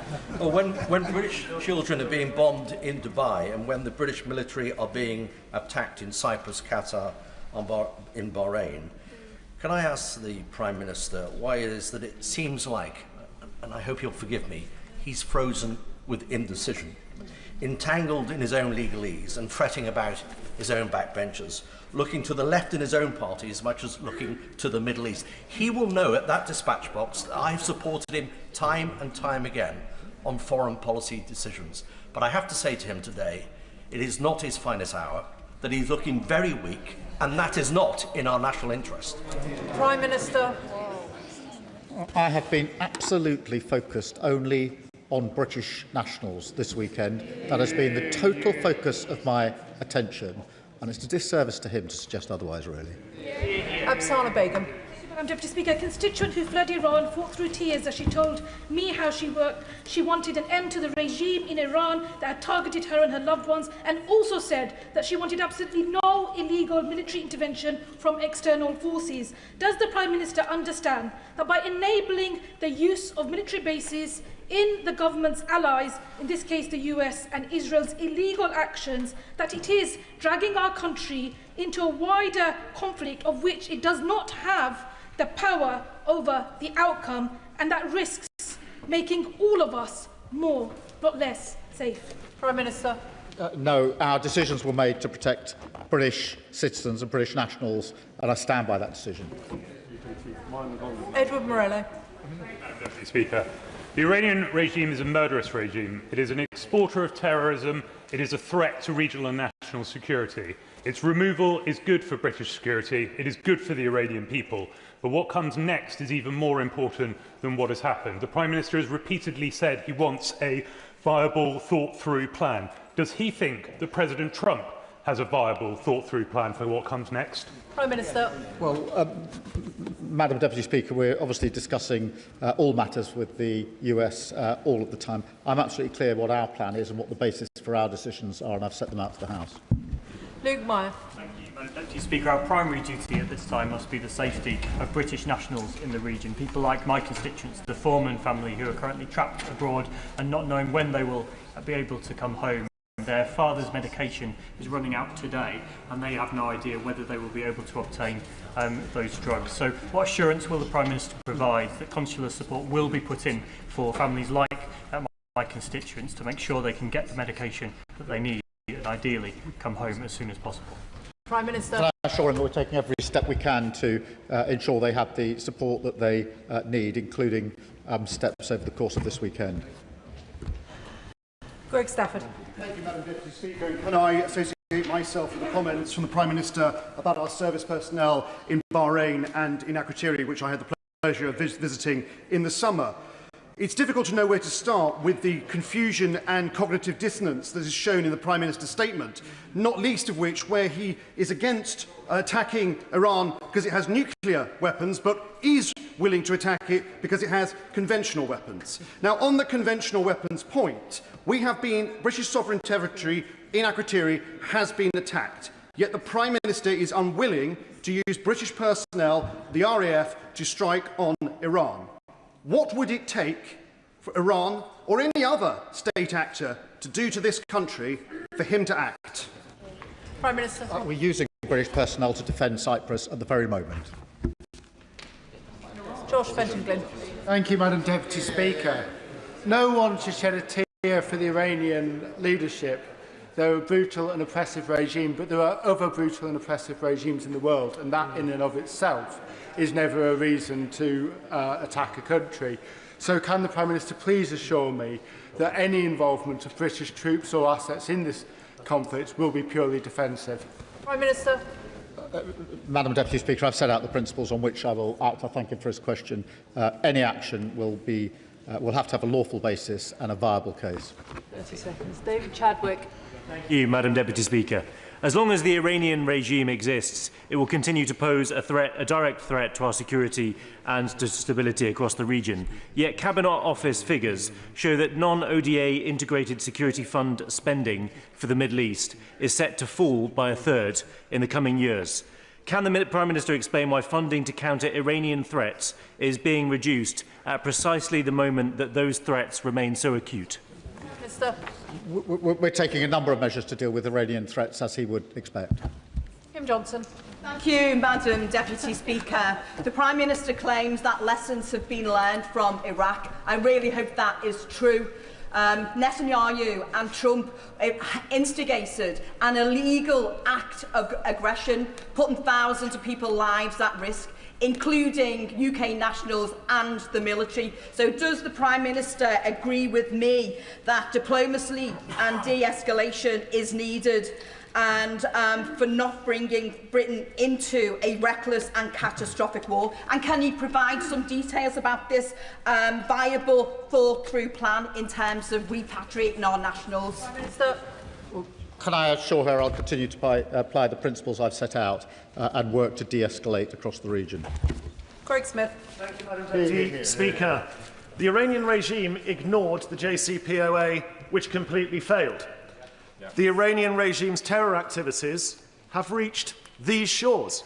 And while we meet here this afternoon, the Iranian regime's rockets rain down on our allies across the Middle East, including Hezbollah's rockets into Israel. So can the Prime Minister set out clearly what evidence underpins his view that this Iranian regime is in any way, shape or form interested in coming to the negotiating table? Prime Minister. My point is simply that in the end and ultimately there will have to be a negotiated outcome when it comes to nuclear weapons.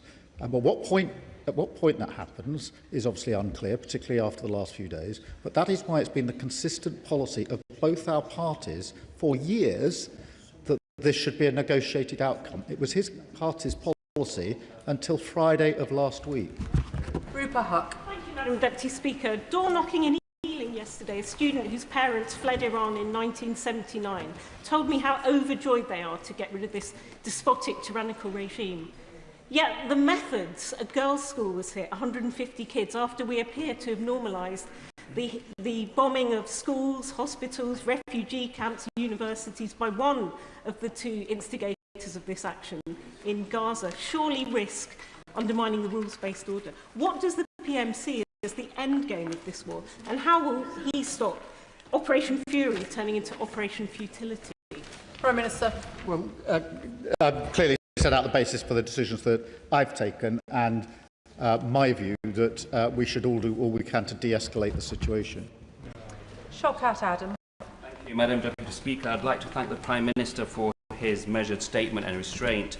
However, with Israel's and USA's illegal action over the weekend, taking out admittedly a very repressive and brutal regime leader, has left the region and the world in turmoil. And this is creating real fear, Prime Minister, especially for our children. In fact, my 14-year-old asked me over the weekend, Dad, are we all going to be okay? So as a father himself, can I ask what assurance he can give to my son, to all the children in this country and in the Middle East, that he will do everything in his power to prevent the outbreak of potentially World War III, which Donald Trump and Netanyahu are driving us towards? Prime Minister. The protection and security of British nationals is my foremost duty. And I take it very seriously. That's why I took the decisions that I did over the weekend and will continue to do so. Andrew Pakes. Madam Deputy Speaker, like many people in my constituency, I said prayers over the weekend watching the events unfold. It's clear the region's in a perilous state and we need a de-escalation, follow the rule of law and get peace back on the table. But can I ask the Prime Minister about a related question in the region?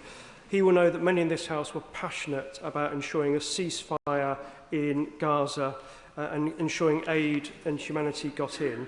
We know over the weekend that there has been a closure in the West Bank and Gaza. So can I ask the Prime Minister what reassurance he can give us that whilst we look towards Iran, we don't lose sight of the humanitarian need we have in Gaza and the West Bank? Sir. Can I thank him for raising this? And the ceasefire in Gaza is welcome but fragile. And not enough aid was getting in, even under the circumstances before this weekend, and we were working with others to ensure that we can alleviate the situation as quickly as possible. Sarah Ball. Thank you, Madam Deputy Speaker. Even if our military personnel are not fully offensive space, the additional air policing that the RAF are being committed to across the Middle East means that they're now having to do double the work with no extra resources. So can I ask the Prime Minister, what additional resources are they giving to the RAF now to protect our service personnel in this? Prime Minister. This is the government that's increased defence spending, and I can assure her that our service personnel are working very hard as we speak to keep us safe and to protect the region, and we thank them for doing that. Clive Efford. Thank you, Madam Deputy Speaker. Can I commend my right honourable friend for his resolute stand? It can't have been easy to stand up to the President and not get dragged into this war that has no apparent end plan. We made that mistake in 2003 and the result was disastrous. The President of the United States has made it clear that he wants to see regime change. Can my right honourable friend say, has he seen any evidence of any plan to achieve that coming in the negotiations that we've had with the United States? Prime Minister. I can assure him we're talking to the US at all levels, and there's real clarity about the action that we've taken and the basis for the action we've taken and the reason for the action. Liz Saville-Roberts. No one here is an apologist for the cruel Iranian regime, but the escalation initiated by the US administration and the Israeli government is illegal, and I'm certain that the Prime Minister knows this. There are hundreds of thousands of UK citizens directly affected and at risk. They include people from Dwyfor Meirionnydd. And while there must be questions anon about a vote in this House when we fear that these defensive actions will slide into offensive ones, and we do not know how we will track that process, nonetheless, the question for today that people want us to ask is when will people be coming home, especially from Doha and Dubai? Prime Minister. Can I thank her for her question? I know that her constituents and all of our constituents will be very concerned, particularly since there's 300,000 in the region. That is why we're working with our allies to make sure that the answer to her question is that we'll get them home as quickly and as safely as we can, obviously working with our regional allies on this as we speak. David Burton-Sampson. Thank you, Madam Deputy Speaker, and can I thank the PM for his measured response so far. I've spoken to former constituents and friends who are in the UAE and who are British expats. While they feel confident that the local government there are doing all they can to protect them, for clarity, will they too be considered for evacuation by the FCDO should it become necessary? Prime Minister. Well, we're working with all of our allies to make sure that we can ensure that all those who need our help get our help and safely and swiftly removed from a region that is dangerous for them. David Reid. Thank you, Madam Deputy Speaker. I think we can all agree that international law has an important role to play, but the world is changing and we must adapt to protect our national security. Now, given that international law is broad in nature and open to interpretation, and we've heard that from the differing views of both the Attorney General and the Shadow Attorney General, for public accountability and the seriousness of this situation, can the Prime Minister tell us how many and which international lawyers he consulted before he made his decisions over recent days? Prime Minister. I'm not going to disclose the full advice, but I would. It's not just it's an important role. It's vital if we're taking action that involves our personnel. It's vital. That's why I took advice. I've published the summary of that advice. I said I'll look at the Shadow Attorney General's advice. If he's setting out a lawful basis, I'll be very interested to read it. Laura Kirksmith. Thank you, Madam Deputy Speaker. I thank the Prime Minister for his statement and for his clarity on our adherence to international law. History shows us that military interventions from Somalia to Afghanistan, Iraq and Libya do not always lead to peaceful political transitions and often have wider regional and global repercussions. So can the Prime Minister reassure me that his focus will be on encouraging a peaceful transition for the people of Iran and de-escalating the situation regionally and globally? Prime Minister. Can I give that reassurance and also underscore her point that the future of Iran must be for the people of Iran who've been brutally repressed for a very long time now? Jess Brown-Fuller. Madam Deputy Speaker, we must not conflate the appalling actions of Iran with that of the Iranian people, who have spent years fighting at great risk for change and intensively over the last couple of months. The severe case of repression under the Ayatollah has led many of them to actually welcome the actions of Trump and Netanyahu. But how is this government going to ensure that Iranian voices are heard when decisions are being made about their future once military action finally subsides? Can I thank her for a question? It's very important that we're clear on the principle that the future of Iran must be for the Iranian people who have been brutally repressed, and particularly in recent months, but not only in recent months, and we must consistently make that case, and we are doing so. Richard Bergen. Thank you, Madam Deputy Speaker. This is an extremely dangerous moment. Iraq, Afghanistan and Libya show where this can end up, with death, destruction, terror and chaos impacting tens of millions of people. Given that, shouldn't the government's focus be on pushing Trump, Israel and Iran towards diplomacy, de-escalation and a ceasefire, and instead, by siding with Trump, hasn't the Prime Minister risked dragging us into a wider conflict which leaves us all less safe and which could include mission creep, which will erode the distinction the Prime Minister is attempting to make between offensive and defensive actions, leading us embroiled fully in an illegal US war in the Middle East? Prime Minister. Madam Deputy Speaker, my focus has been on the protection of British nationals in the region. There are 300,000 of them. They are at risk, and it is our duty to take steps to ensure that we reduce that risk and bring them to safety and security. Simon Hall. Mr. Speaker, a militarily degraded Iran will be welcomed by both the region and the world. But an Iran that still possesses enriched uranium and potentially becoming a failed state is something to be avoided at all costs. The Prime Minister will recognise that. Whilst it's uncertain what President Trump's plan is, there will be clearly, at some point, negotiations, talks towards peace and a cessation of action. Will he impress upon the American administration that now is the opportunity to link progress for ordinary Iranians, their democratic rights, their freedoms and their civil liberties as part of that, and not just view it as a military degradation exercise? Prime Minister. Can I thank him for his question and agree with the way he puts it? It is very important that we deal and acknowledge the brutal repression of Iranian people for so many years. Jim Dixon. Thank you, Madam Deputy Speaker. Can I express my support for the government's handling of the events this weekend, particularly the clarity given by the Prime Minister today that international law is paramount, and also the priority given to the safety of UK citizens.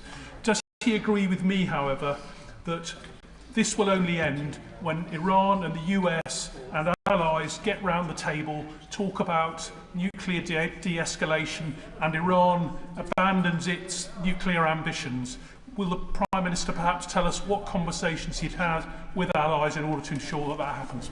Prime Minister. Well, we're having conversations with allies about de-escalating the situation and how we get back to negotiation, which in the end, at whatever stage it is going to have to be part of the process. Sammy Wilson. Thank you, Madam Deputy Speaker. And we should welcome the actions of America and Israel in trying to destroy a regime which the Prime Minister has described has exported terror all over the world. But why the weak-kneed response from the government that we're limiting our bases to defensive actions? And maybe he would clarify, what does he mean by defensive actions? For example, attacks on the drone factories which are used to deliver the bombs, is that defensive? Attacks on the leaders who are planning the war against our allies in the Middle East, is that defensive? Attacks on nuclear facilities, would that be regarded defensive? Or attacks on the infrastructure which is used to mobilise these weapons, would that be defensive? What are the limits of this defensive action? Can I be absolutely clear with him that the action which we've authorised from our bases is to take action to take out the capability of Iran to launch these attacks, and that of course means taking out their capability, the launchers and the infrastructure that sits behind it. Of course it does. Amanda Martin. Thank you, Madam Deputy Speaker, and thank the Prime Minister for his calm and measured approach and reassurance today. As the Member of Parliament for Portsmouth North and the mum of a serving personnel currently deployed overseas, my first thought is always for the men and women we ask to stand in harm's way. The Iranian regime recklessly attacks are not abstract. They are direct threats to British service personnel and British citizens in the region. Will the Prime Minister firstly confirm that every measure is being taken to protect constituents on the ground? And secondly, when we pursue de-escalation democracy, will he assure the House that operational decisions are grounded firmly in one overriding principle, the safety of our British servicemen? Well, can I thank her? I know a number of her constituents are deployed abroad, and we are doing everything we can to protect them and to thank them for the work that they're doing in the region. Ben Spencer. Speaker, I've heard a lot of legal analysis from the Prime Minister, but nothing on what he thinks is morally right. Isn't the biggest risk to international law when leaders hide behind legal advice to avoid taking responsibility for their decisions? To ask our service people to act when we don't have a lawful basis will be a dereliction of moral purpose, in my view. Rebecca Long-Bailey. Thank you, Madam Deputy Speaker. There is no doubt that the Iranian regime is abominable, but it's clear that the initial joint strikes on Iran were neither defensive nor lawful, and now as the situation dangerously escalates, hundreds of innocent civilians are now dead across the Middle East, and UK personnel and citizens are at risk. So I know the Prime Minister's outlined that his aim is a negotiated settlement. Can he outline the tangible action he and his international counterparts are taking now to secure a ceasefire so that negotiations can resume? Can I thank her for her question and reassure her that the actions we're taking are to protect British nationals and we're working with others to de-escalate in relation to the situation. Dr Al Pinkerton. Thank you, Madam Deputy Speaker. Since coming to the Chamber today, a senior Iranian commander has said that they would seek to bomb Cyprus to force out US aircraft from our sovereign bases.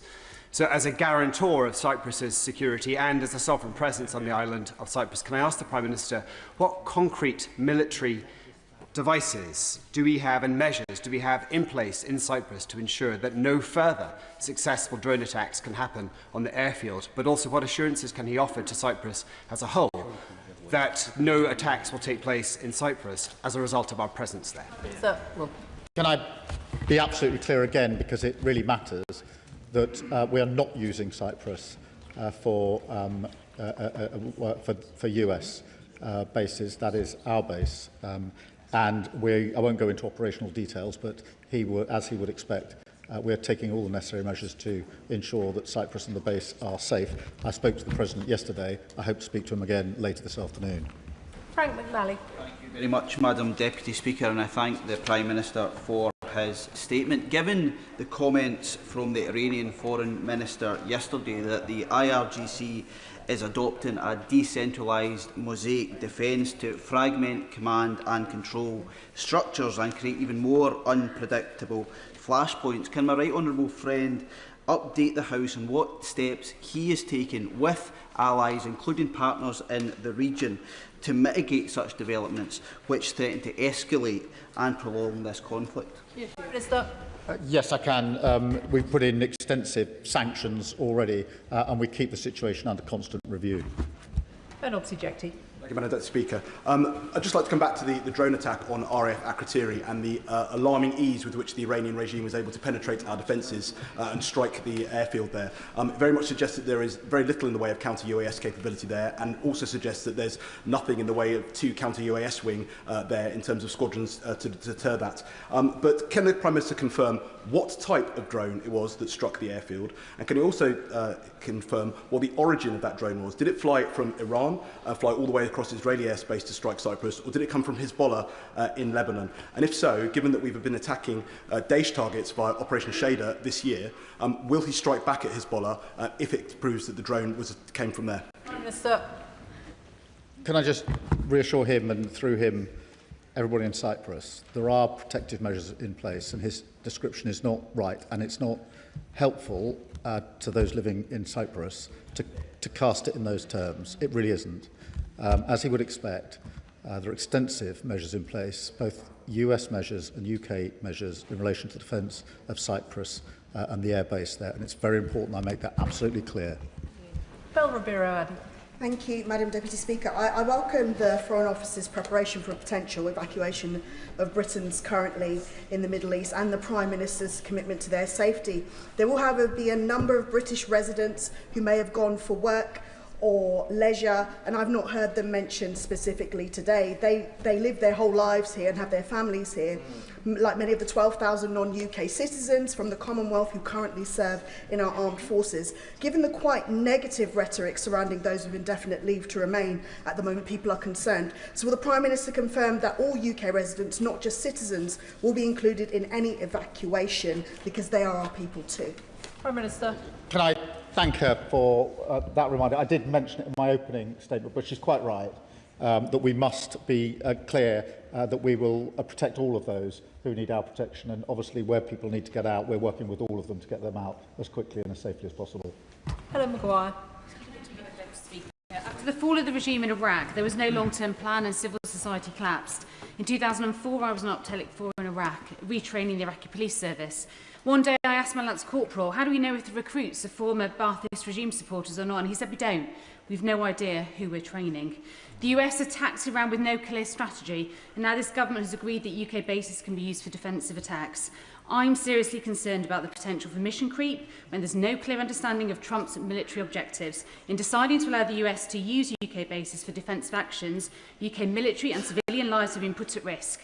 Military operations with no clear objectives tend to fail. So can the Prime Minister explain how such a decision was made which could lead to mission creep when we have no understanding of Trump's long-term military aim or post-conflict plan? Can I thank her for a question? The decision was taken to allow the bases to be used to protect our nationals.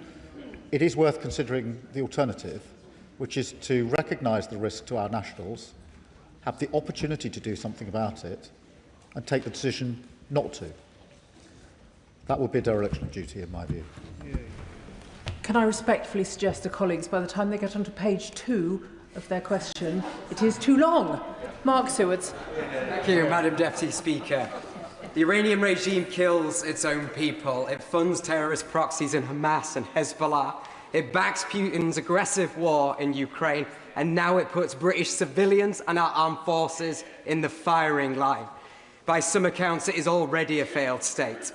I absolutely back the Prime Minister's decision to allow UK military bases to be used by the US for defensive strikes, given the attacks on our bases in the Gulf and Cyprus. But does he agree, given the threat Iran poses on our streets here, the absolute minimum we should do is prescribe the IRGC, along with any other organisations that threaten British civilians? Well, can I assure him we keep that under review, and we have already put in place a considerable number of sanctions. Dr Neil Shastri-Hurst. Thank you very much, Madam Deputy Speaker. The Prime Minister set out in his statement with some clarity the threats posed by Iran. Taking that into account, does he not recognise that treating international law as a rigid instrument as opposed to a flexible one, as he appears to do so, risks binding our hands when it comes to national security? Prime Minister. I've made the point a number of times. It's important there's a clear legal basis. I'm not actually sure what the position of the party opposite is. Are they saying they would have joined the original strikes, irrespective of whether it was lawful or not? I haven't heard a clear answer to that. It would be very helpful to have one. Graham Downey. Thank you very much, Madam Deputy Speaker. Iranian action in the Strait of Hormuz, as well as the attacks on energy infrastructure, is driving up energy prices, or risks driving up energy prices here in the UK as well. Will the Prime Minister make sure that in the coming days and weeks he makes clear where the blame for any rising energy prices lies, and that is with Iran? And will he make sure he's holding any discussions possible to support people in this country, including in my constituency, with any rising bills that are affected? Prime Minister. Yes, can I give him that assurance? It will be of concern for his constituents and so many of our constituents, and we'll take every measure to protect them. Saoirse Eastwood. Thank you, Madam Deputy Speaker. People in Northern Ireland are entitled to be British, Irish or both, and as such, many have travelled to the Middle East on an Irish passport. We know the FCDO have asked people helpfully to register. However, those Northern Irish citizens that have an Irish passport that are also UK nationals cannot register. Will the Prime Minister assure me that he will work to make sure that my constituents in Lagan Valley and across Northern Ireland will not be left behind? Prime Minister. Can I thank her for raising that, and I'll get to the bottom of it and make sure that the concern she's raised is properly, fully and swiftly addressed. Jeevan Sander. Thank you, Madam Deputy Speaker. I thank the Prime Minister for raising the spectre of Iraq. We remember on this side in this House how a bloody invasion can lead to brutal civil wars. We know the aftershocks of now will last years and not days. And we're also seeing, of course, energy prices spike, oil up by 10%, gas up by over 50%. So can the Prime Minister assure me that he will act to restore peace in the region, as well as make life and keep life affordable for our citizens? Prime Minister. Yes, I can give him that assurance. It's very importantly raised it. I thank him for doing so. Dr Luke Evans. The Prime Minister has been explicit on two decisions. One to say no bases were used, now some bases can be used. Could he set out specifically how this interacts with the Diego Garcia bill and the exchange of notes from 1966 between the UK and the US? Prime Minister. It doesn't. It's the simple use of bases operationally, which has been agreed as of last night.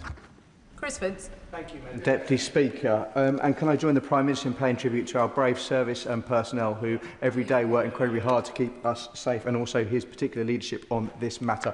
I have a number of constituents from my constituency of Harlow who are currently trapped in Bahrain and Dubai, one of which is pregnant. What advice can the Prime Minister give to them who are worried about their safety? Prime Minister.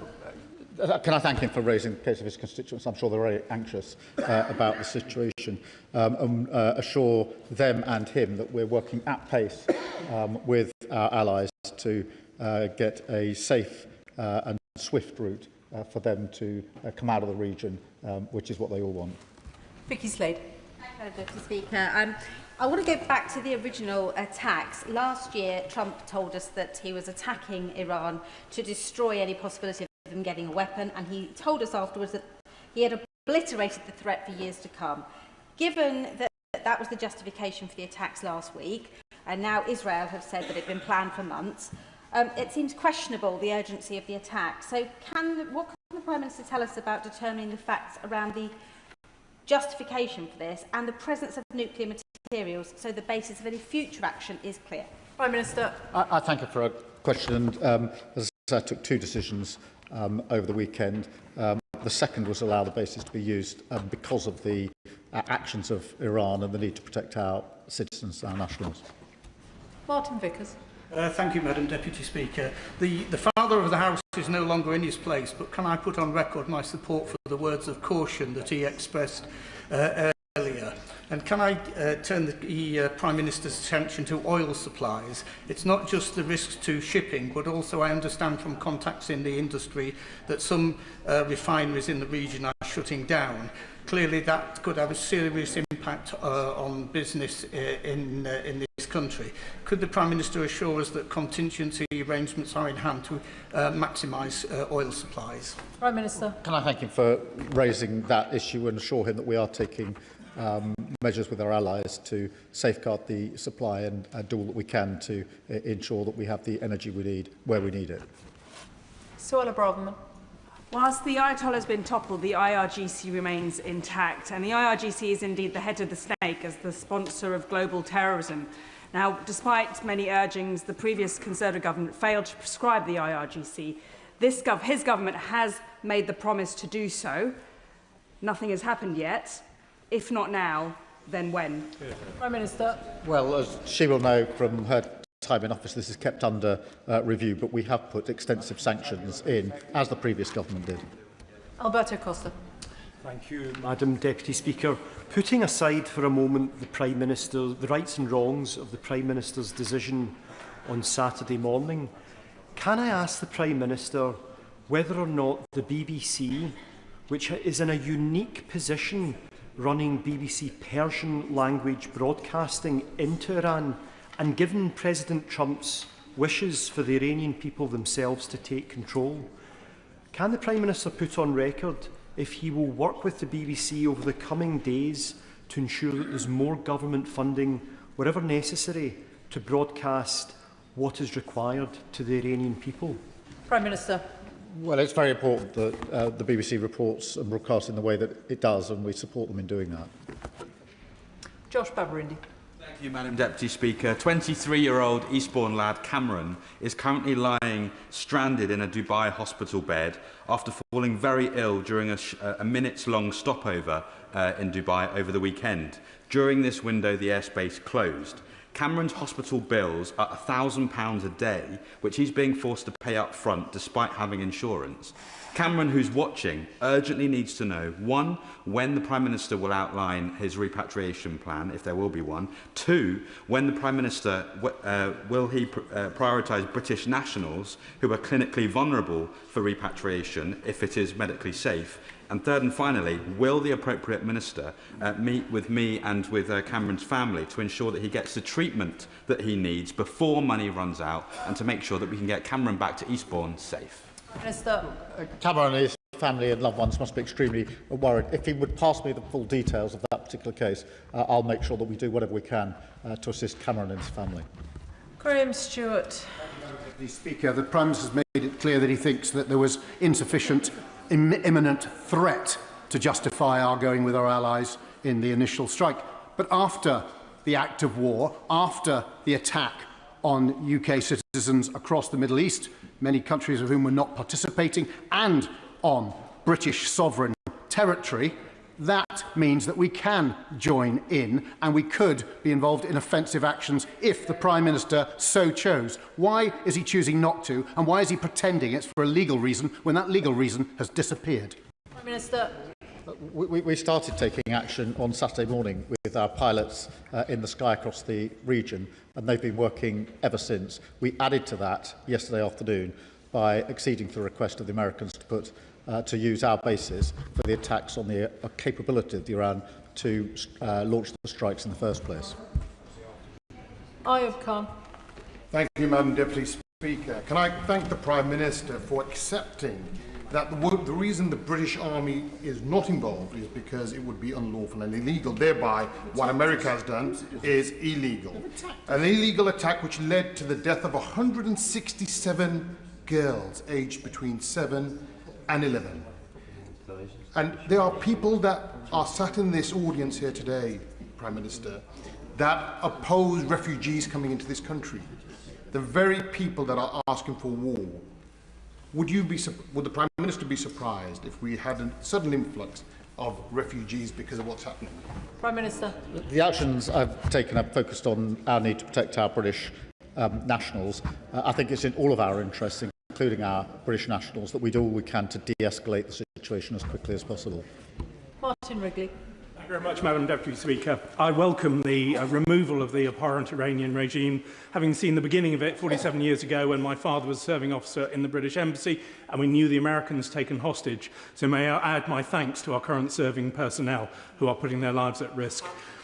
Given that we have, since the preemptive strike, now a sad but inevitable increasing escalation of hostilities, what can the Prime Minister do to persuade Donald Trump to go to negotiation, which is where we have to be, given that he believes in win-or-lose situations only? Well, we're working with all of our allies and having discussions at every level with the US and others about how we resolve this situation and de-escalate. And ultimately, it will have to be a question of negotiation. Jim Allister.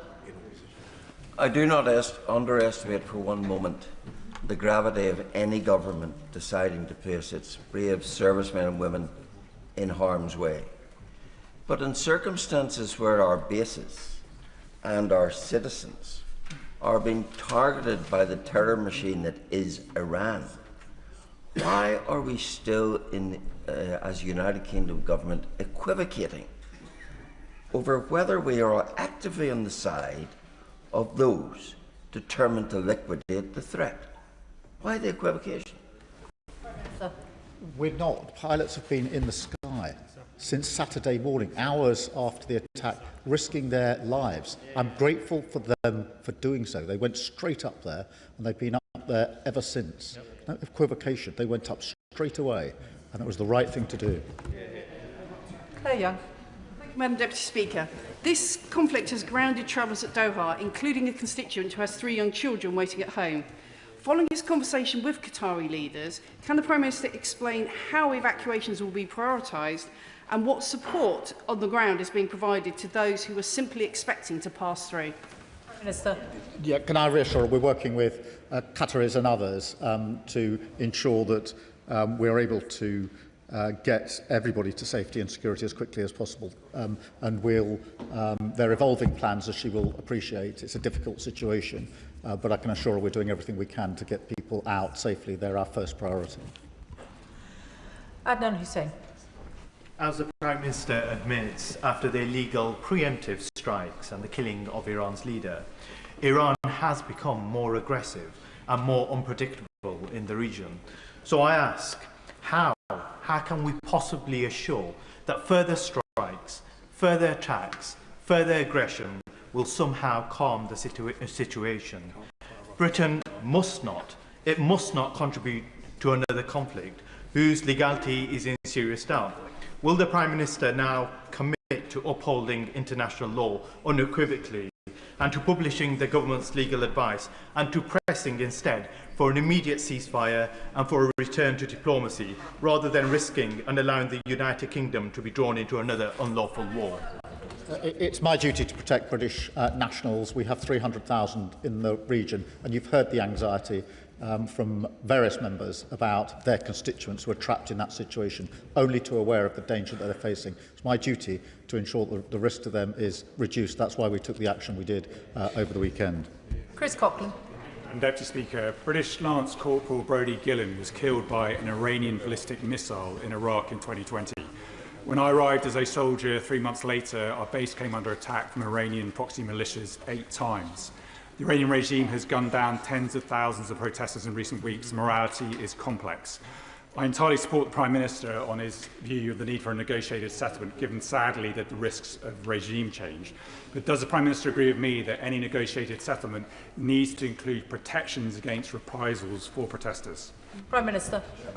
Very much so. Can I thank him for his service? It is really important that we approach this with clear principles about what we're trying to achieve and learning the lessons of history in terms of what happens after conflicts like this. James McMurdoch. Thank you, Madam Deputy Speaker. And may I put on record, while I may not agree with all of the conclusions the Prime Minister has drawn, I am very grateful for the reverence and caution he shows to and the respect for the human life that he's been trying to demonstrate. The limited time he's had over the weekend to fully demonstrate and make decisions on how best to act has revealed that he was not involved in all of the pre-planning. So may I ask him, why is the UK no longer at the decision-making table? Prime Minister. Well, we talk to our allies all of the time, as he knows and would expect. And we talked to them extensively over the weekend in response to the situation as it developed. Paul Kohler. Madam Deputy Speaker, I applaud the Prime Minister's judgment in this matter. I'm in contact with British nationals trapped in a hotel in Qatar.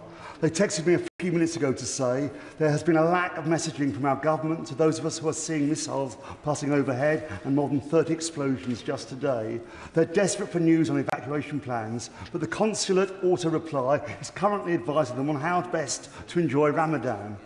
Can the Prime Minister please ensure our consulates redouble their efforts to give information and reassurance to our nationals across the region? We're doing everything we can as quickly as we can, and I'll pick up the issue that he's raised specifically, and can he please reassure his constituents that having raised it with me, I'll do whatever I can to respond very quickly. Zara Sultana. Thank you, Madam Deputy Speaker. US congressional staff were told on Sunday that Iran was not planning to strike American forces or bases unless Israel attacked Iran first. In other words, there was no intelligence indicating an imminent threat. Yet we have already seen preemptive strikes attacking a girls' school, killing over 100 children. This has been condemned by UNESCO as a grave violation of humanitarian law, yet the Prime Minister didn't bother to mention it. Continuing such actions is unlawful. Allowing them to take place from UK bases is unlawful. So I ask the Prime Minister, is the genocide of the Palestinian people not enough for this Labour government? Is he proud to be another Labour Prime Minister, obediently following Washington into yet another illegal war in the Middle East, making us all less safe? And finally, how much does he enjoy being Donald Trump's poodle? Prime Minister. I've set out the decisions I made over the weekend and the reasons for them. My first duty is to protect British nationals. It's the most important duty that I have, and I'll continue to discharge it. Jim Shannon. Thank you, Madam Deputy Speaker. First of all, could I thank the Prime Minister for his statement. Ayatollah Khamenei and his regime have denied religious minorities freedom of religious belief for years. The Christians, the Sunnis, the Shias, the Baha'is. They killed 30,000 people in January 2026 who were protesting. Girls are abused and victimised regularly. Today, the Ayatollah is deservedly dead, and he burns in hell. And for one, I've put a shovel of coals on his head and hope his damnation will be a long one. Prime Minister, the IRGC and the Bajai paramilitary groups have the guns, the protesters have none. So what discussions has the Prime Minister had with the USA and Israel to destroy the murderous IRGC? And what discussion has the Minister had with Madam Rajavi and the national government, Iranian government in exile, and their 10-point plan for a solution for a transparent way forward? Well, there are many discussions going on, as he will appreciate, and I do understand his level of concern, in particular in relation to religious freedom. So we are working with colleagues on those issues, and I'll update the House accordingly. Danny Kruger. Thank you very much, Madam Deputy Speaker. I don't know what's more humiliating for the United Kingdom, the moral weakness of a government that can't distinguish between right and wrong and can't even take a sovereign decision without consulting international lawyers, or the material weakness of a country that has just decommissioned its last frigate in the Gulf and, as the Prime Minister has said in his statement, does not have the capability to defend our own citizens in the region. So given this position of neutrality and impotence, will the Prime Minister clarify what exactly he means by defensive versus offensive action? The whole operation is defensive according to the terms that the Prime Minister has set out. Or does he expect that the British will have some sort of operational veto on individual flights that the Americans take off from our bases? Minister. We're taking action in the sky through our pilots. We've authorised the US to use our bases in order to attack Iranians' ability to strike. But I'm not going to take lectures on morality from a party that stood a candidate who said that you can't be English unless you're white. Can I thank the Prime Minister for his statement? Point of order, Ellie Chowns. Thank you, Madam Deputy Speaker. The honourable member for Wetherby and Easingwold incorrectly attacked the reputation of Mohsen Ali, Deputy Leader of the Green Party, by saying that he protested in support of the Ayatollah. He certainly did not.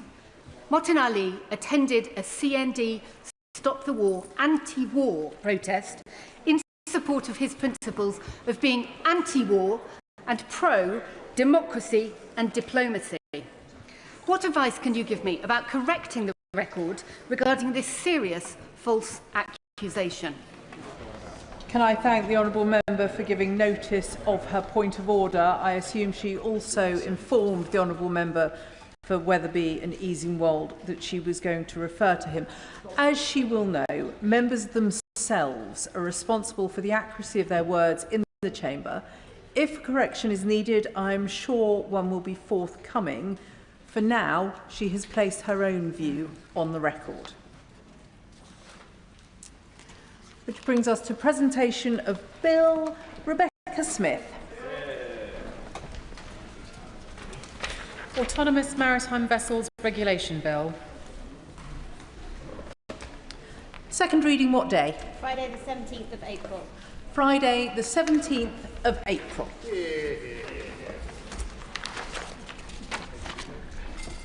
The clerk will now proceed to read the orders of the day. Representation of the People Bill, second reading. Now. The reasoned amendment in the name of the official opposition has been selected. Minister to move second reading. Call the Secretary of State, Steve Reid. Thank you, Madam Deputy Speaker. I beg to move that the bill be now read a second time. Now, there's a lot of interest across the House in this bill, and that is no surprise, because we are all proud of our British democracy. Our democracy is a fundamental part of who we are as a country. The long history of this House has been punctuated by reforms which have strengthened it, and it is precisely because of that evolution of our elections and Parliament that in a world where too many beacons of democracy have dimmed, ours still shines brightly. As parliamentarians, we are more than caretakers of democracy. We are here to actively advance it. We are also here to protect it from threats. When hostile actors at home and abroad seek to sow division, using every means possible to undermine our elections, trying to destabilise the very foundations of our freedom and our democratic institutions, then we must act. That is why we are debating the representation of the People Bill today, to secure our elections against those who threaten them, to protect those who participate, to ensure our democracy remains open and accessible to legitimate voters, and to strengthen and preserve our democracy for the next generation. At the 2024 general election, Labour's election manifesto committed to strengthening our democracy and upholding the integrity of elections. We campaigned on encouraging participation in our democracy, giving 16 and 17-year-olds the right to vote and improving voter registration, while fulfilling our pledge to strengthen protections against foreign interference, as well as rules around donations. We did that. I will give way, yeah. Rachel Taylor. I thank my right honourable friend for giving way. I've come straight here from Kingsbury School in my constituency of North Warwickshire and Bedworth, where the Year 11 pupils